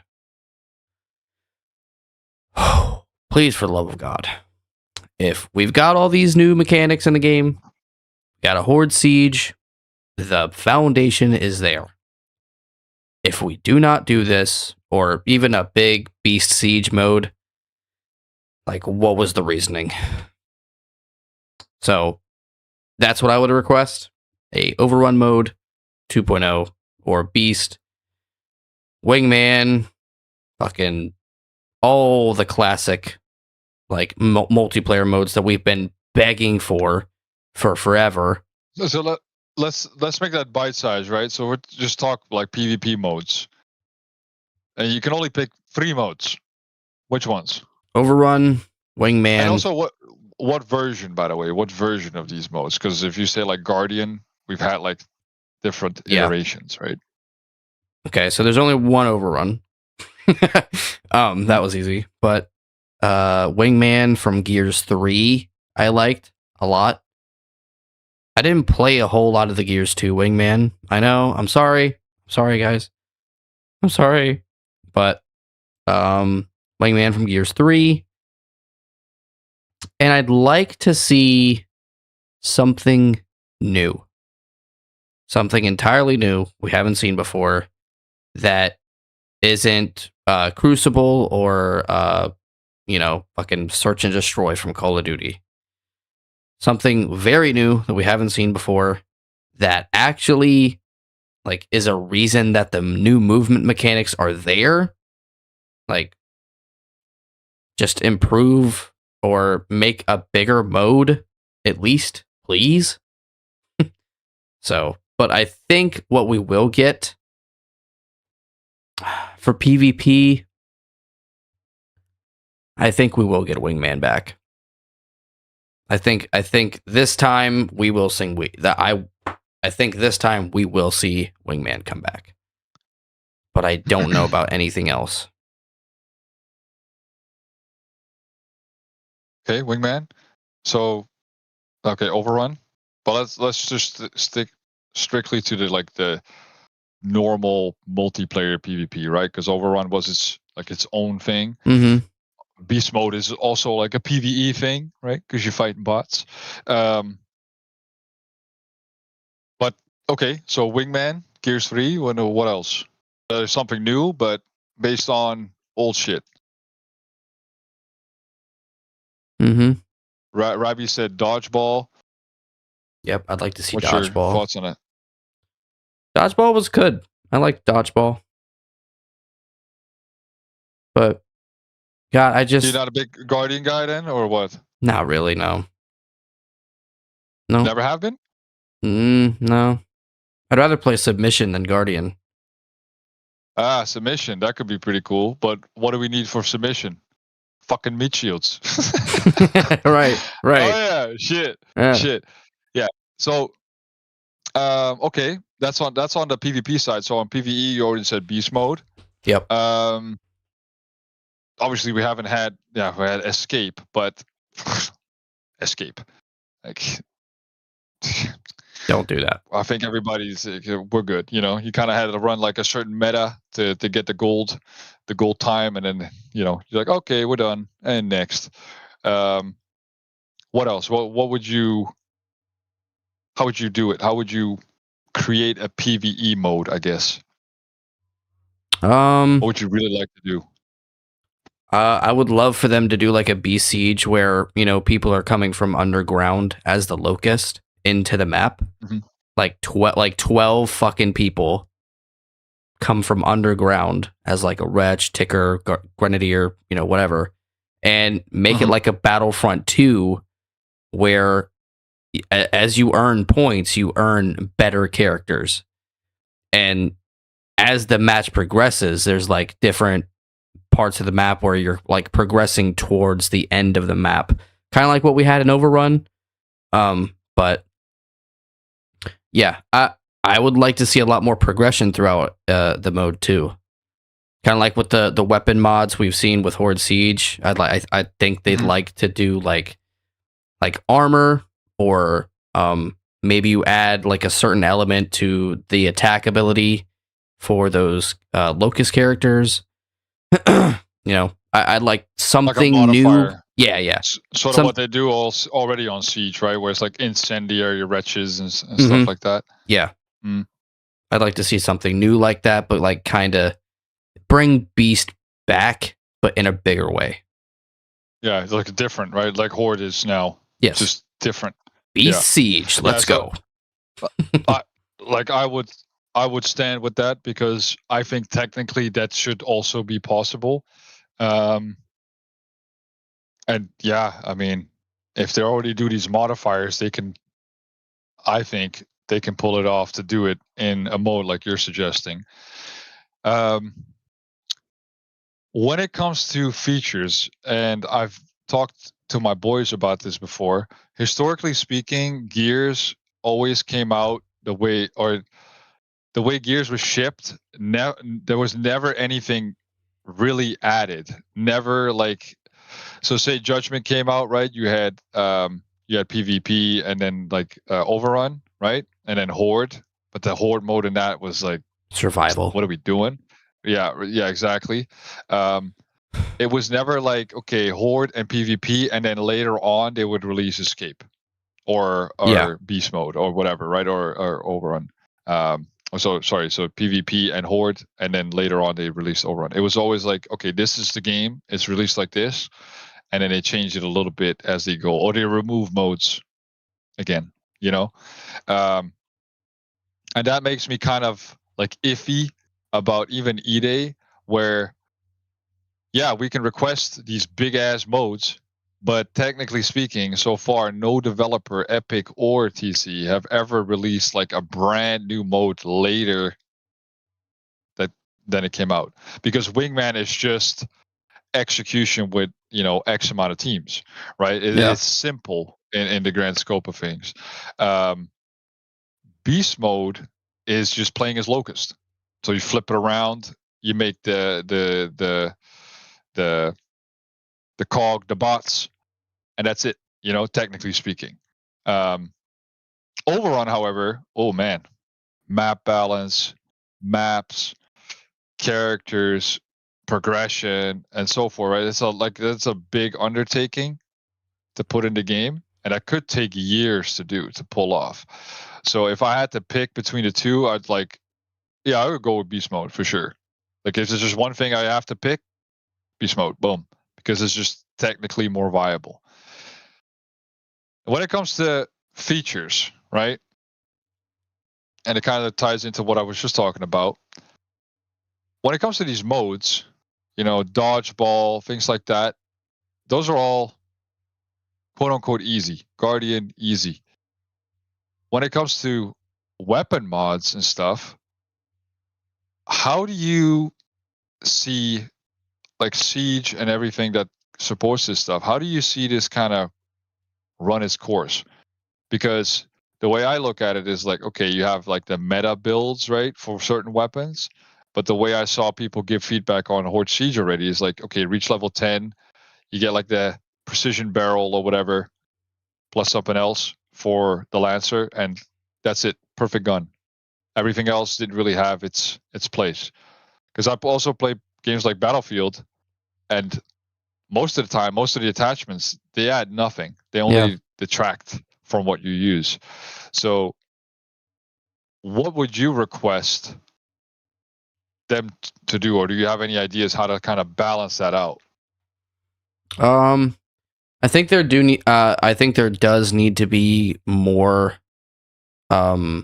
viable options with the weapon mods, because like there's weapon mods that you get on your weapon and you're like, man, this doesn't really this doesn't feel like I'm getting better.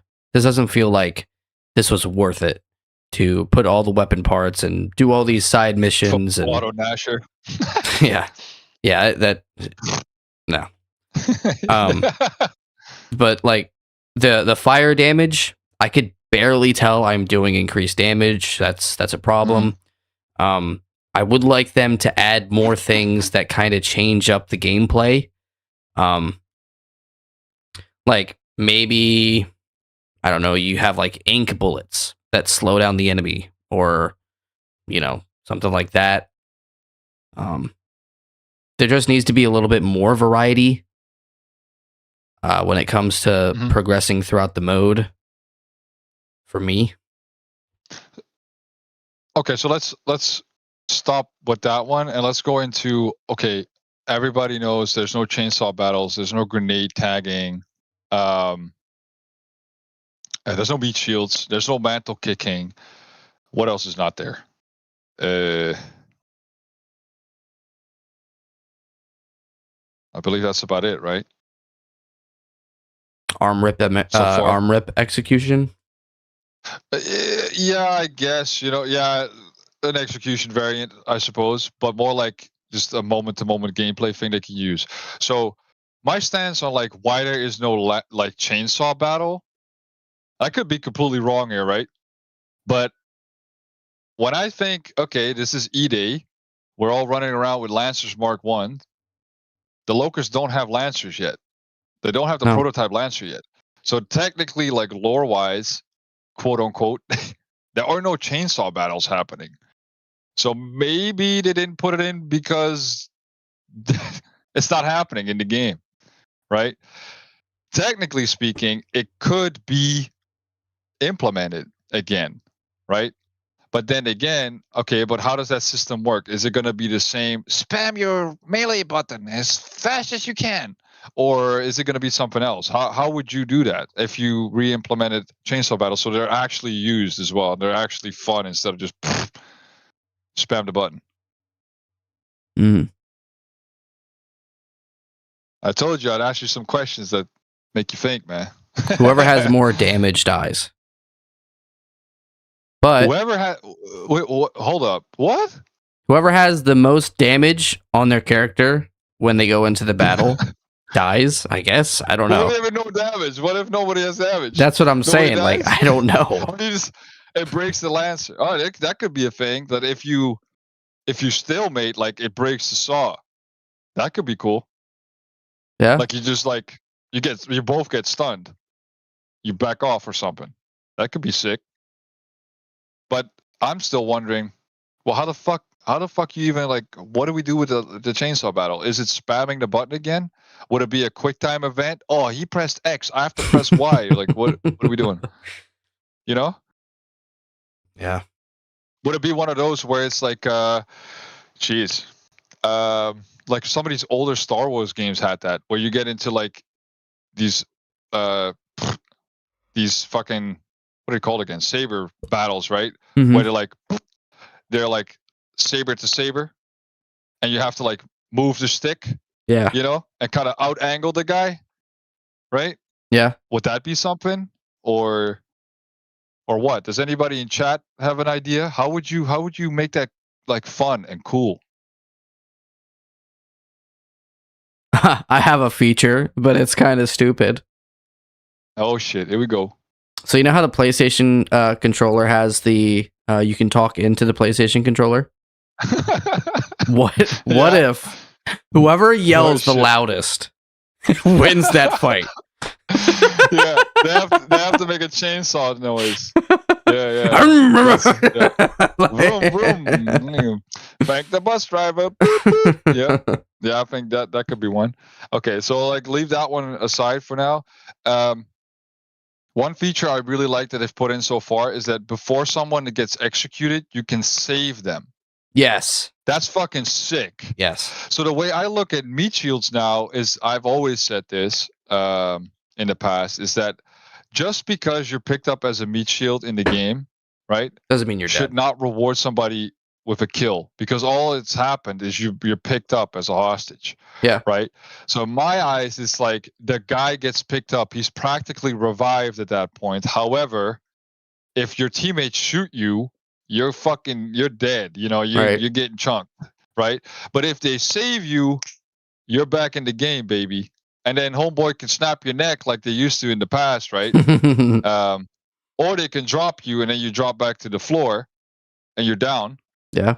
That's fine, right? But I think that would be a hell of a feature. And a lot of people are like, oh, meat shield's got to come back. I don't think they can't bring it back. If they pulled all this stuff off, they can 100% bring meat shields back, but it might take more time to like cook, you know?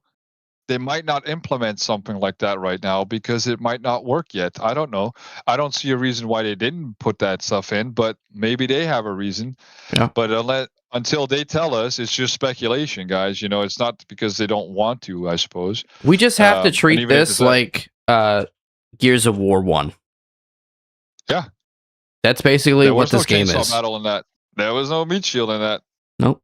There was grenade tagging on people, but not on like walls and shit. Nope. And that's another one, like grenade tagging. All right, cool. Maybe the grenades they're using right now do not have the ability to be stuck to something. I don't know. But maybe when we play the campaign, we find out like, yeah, these are just frag grenades, you know? Yeah. Because they even look a little bit different, right? They don't look the same. Mm-hmm. So maybe that's it. Lore reasons. Weapon swaps between teammates. No, but you can drop your gun. Yep, pretty easily. Yeah. Just hold the button down and it drops it down. Mantle kicking. I have noticed that when you do mantle over somebody, you do get like a slight stun, like a really short, like thing. It hasn't been very consistent or anything, but yeah, like the yank. Dude, the amount of times I've seen people try to yank somebody in Gears 5 and 4, they get cooked because they can't grab them. They missed. Yeah, that's pointless. Just practically speaking. Or you can counter it with the B button. Yeah. Oh yeah. Just like smack them. Like, what was the point in yanking you if you can fucking do this? Yeah. So it's stuff like that. It was like, what's really the use case here? And I think meat shields, chainsaw battles, if they can make it cool and functional, that would be sick. But if I have to go from the just the lore aspect of like we're all fighting with Mark I Lancers, the bayonet snaps off in a locust. Yeah, I can understand that there's no chainsaw battle because the locusts just don't have chainsaws. Yeah, in multiplayer and versus everybody spawns with a Lancer. I get it. But just because the game's built this way, it's just not there. Like you said, treat it like Gears 1. But it does look really dumb. I had one guy during the beta try to chainsaw battle me, and I just like shook at him like, no, dude, this is not gonna work. It's not gonna work. And Wrong he got game. bodied. My old boy came up behind him and waxed him. But yeah, it's just never happens. All right, let's do one more before I fucking head to bed. Yeah, see? It goes for a long time, huh? Yeah. Yeah. So let's just take questions from the chat and then end it there. If all you're right. cool with that. I'm perfectly fine with that. Did we miss anything?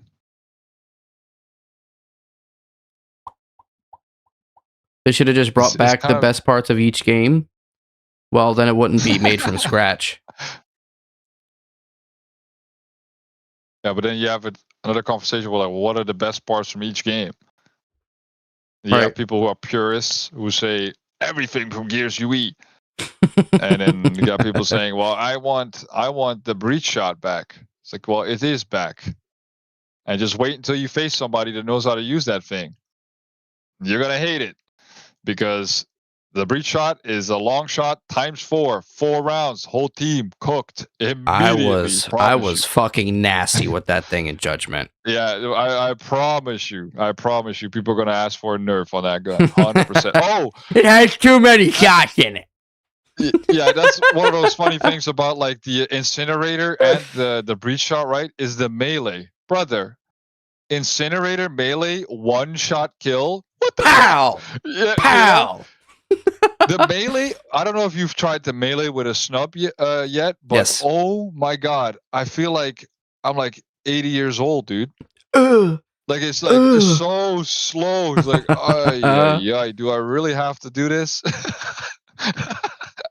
So hopefully they tweak that a little bit because that shit is just useless. You know, I do like the fact that with a chainsaw it's like an instant rev. You're like good to go. But yeah, like, stuff like that needs to be adjusted a little bit. When it comes to fought some iconic enemies missing from Horde Siege: Berserkers, Maulers, Cantus, Blood Riders, Centipedes. I mean, this is E-Day, so we didn't see technically any of speaking, those until any of that stuff. like later. I do believe there will probably be Maulers because they're basically just big fat dudes with a well, not Maulers but butchers. Yeah, right? They got a blade on them. Just anything like think orcs from Lord of the Rings, just dudes with swords, and just they're just the front liners, you know. They're just body bags to kill. Chainsaw battle like For Honor? Oh, I have no idea how that would work. I have never seen For Honor dueling. I haven't done that either. They should do special limited Horde Siege events where former bosses like Rom, Scourge, Karn, etc. are the invasion bosses. Yeah, so to go back on the feature one real quick, my feature one would be, and I think I mentioned this in the very beginning, right? Like, if we're doing Horde Siege or even PvP, that would be kind of cool. But more Horde Siege side is like environmental effects. Yes. You know? Nighttime missions. I want rain, TC. I want rain. Please give me rain. 10 FPS. Give him rain. Chat. Get him the rain. Can I get a rain for 10 points? That's what I'm saying. Rain, lightning. I mean, if Razor Hill was a thing back then, put fucking Razor Hill in. Oh my goodness. You know, acid rain. I don't give a fuck. Anything like that hit just me like with it. Makes people like, oh shit, you know, I gotta pay attention. Please, for the love of God, leave these what are they called again in Gears 5? These fucking storms. Wind flares? Oh my day. Wind flare. Leave that shit out of it. I need to see all the bodies fly around the map again. Like, I'm good. I want to be able to run around the map without having to pay attention to the wind, you know. But even that stuff in Judgment was really cool with like the fog when they had certain maps where like the wind was coming in, you could tell your guy was like bracing. Yeah. Stuff like that. And maybe somebody said Krill, right? If Krill is in Gears at that point, if it's dark, like, dude, turn the lights off. Let the red fucking like, yeah. Make an attachment, flashlight. Boom. You gotta have people run a flashlight. Dude, otherwise that would be sick. That would be sick. Right? And like the sniper can have his ability can like when he scans, boop, a flare pops up. I don't fucking know. Like something, you know, because that way like it stays fresh, man. And like the difficulty is in the environment. You don't even have to do like that much to the bots, you know, the locusts. And I think from what I've seen from the leaks, the Gears going dark. Yeah, give us night vision. Going dark. Seeing the leaks with the characters, with like these guys with this weird shaped helmet and stuff, like I think we're gonna have some really, really cool characters to fight against. I don't think we see nothing yet. I saw one little trailer thing, like a teaser with this giant, it's like a baby Brumak, I think it was. Is like the size of a fucking troll. He like busts through the wall. That's what we're gonna be facing for sure. Like the baby corpses. You guys remember that shit? Gears Savage War 3, Corpsers? insane difficulty. Savage Corpser, bro. Ooh. That dude hit you with the with a little fucking finger, bro. You're dead. You're done. Done. Reload checkpoint, boy. There's no down. You're dead. Like, give us stuff like that. That should be possible. You know? Right. But I don't know. One thing I really want though, just because it's just so badass, when you get on the Raven on your way out, that you do like a single pass through the map Yes. and just wax everybody. That would be boy. awesome. Don't let me just fly out and chill out. Let me get on this gun and just right. Let me be my A10. Arnold Schwarzenegger. Come on. That's what I'm saying. I ain't got time to bleed. All that jazz. That'd be sick. That'd be really cool. When do you both think Gears of War 6 will come out? I think we Never. both think there's no Gear 6. Never. Maddie, if you're thinking about Gear 6 right now, come on. What are we doing? What are we doing? There's a reason we have E-Day. Okay? Jeez. Yeah. Just go back and play the other games, I suppose. Yeah, go back and play Gears 5. Tell me what you think. Tell me what you think. Let's call it there. We are going 3.5 hours. Has this been your longest one yet, by the way, or what? Not my longest live stream, but this is my first pod with anyone. Yeah. Oh, that's cool, man. So hell yeah. You were my first podcast host or guest. So no shit. Oh really? Oh, this is what? I'm the first? Yeah. Say what? Oh. Say what? Oh. I'm extra on it now, my man. God damn. Extra Dutch? Extra Dutch. Extra Dutch, yeah. Hey, I want to let everybody know, thank you so much for joining this stream tonight. It's been sick listening to Dutch and his point of view. Having Dutch fucking back in the community is a big fucking W, not only for me, but for TC as well. Because this man speaks honestly, and he's one of the GOATs, okay? So, I want to say thank you to everyone that's been joining the stream tonight. It's been an honor. It's been a privilege. And as a cog gear to another cog gear, I will hold my place in the machine. Okay? So, my man. Let's get the fuck out of here. Dutch, you got any last words for the community? Well, first of all, for you, man, I think you've done a fucking great job building your community as it is. Keep doing what you're doing, right? Keep challenging yourself. Also, think about yourself, right? Like, take it from me, dude. Like, you can stand up for any community all you want, but at the end of the day, it's still your life, right? You need to be able to look in the mirror and go, like, I've done good for myself too. So keep doing what you're doing. I look forward to seeing your E-Day preview thingy come out. What is it, Tuesday or whatever? This embargo drops or whatnot. So 25th. I'm curious what you got to say about that. Obviously, thank you for apparently being the first on your podcast here. Of course. And everybody in the chat, man, thanks for coming out. Thanks for tagging along. This is a long ass conversation. I already warned him.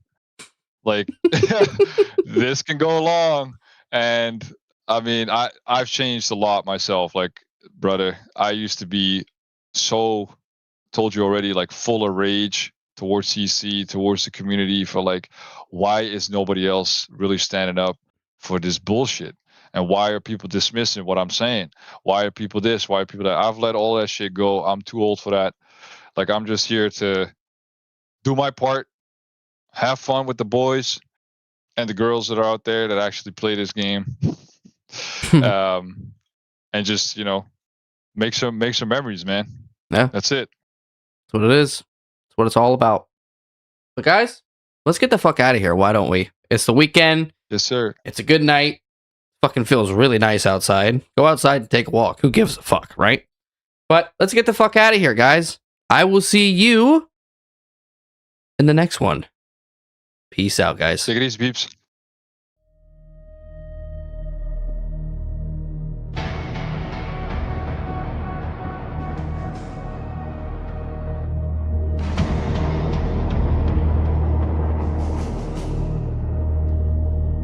Sirens bleed through broken glass, red skies cracking stone.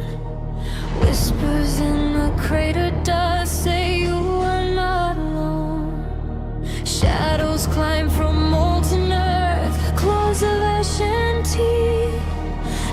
Every heartbeat in this town shakes the ground beneath. Concrete angels torn from steel. Family pictures start to peel. Hear the thunder under skin. E-Day comes, the war begins.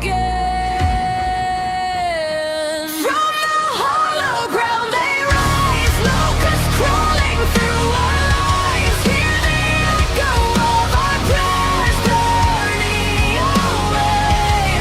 Ashes falling in my lungs. Every heartbeat sounds like guns on emergency. We fade to gray.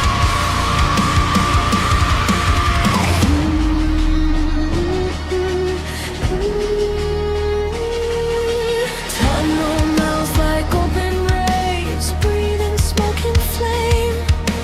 Names are carved in curbside blood. I still scream your name. Gear tags glint in dying light. Bodies dressed in fear. Moments drown in static waves, but your voice is clear. Shattered windows, siren song. Streetlight halos flicker gone. Feel the tremor in your veins. E-Day carves its brand in pain.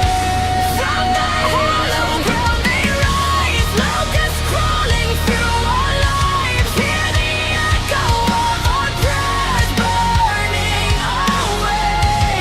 Ashes falling in my lungs. Every heartbeat sounds like guns on emergency. We fade to gray.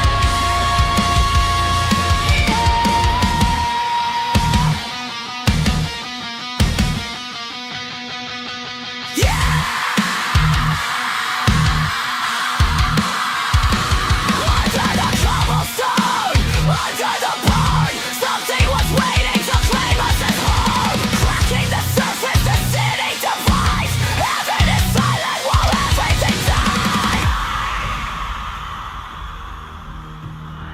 Can you hear them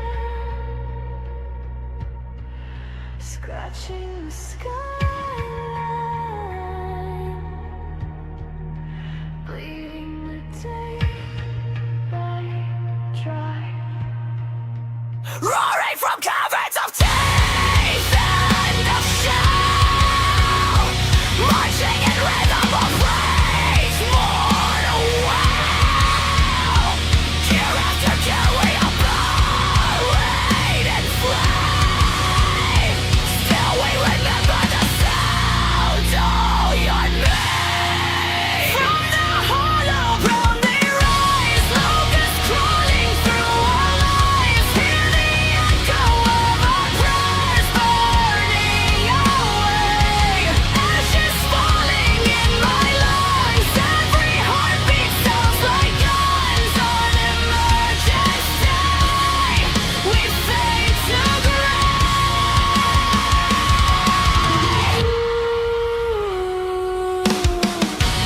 E-Day burning in my veins. Echoes walking through the flames. If I fall beneath this rain of stone, carry my tag, don't let me die alone.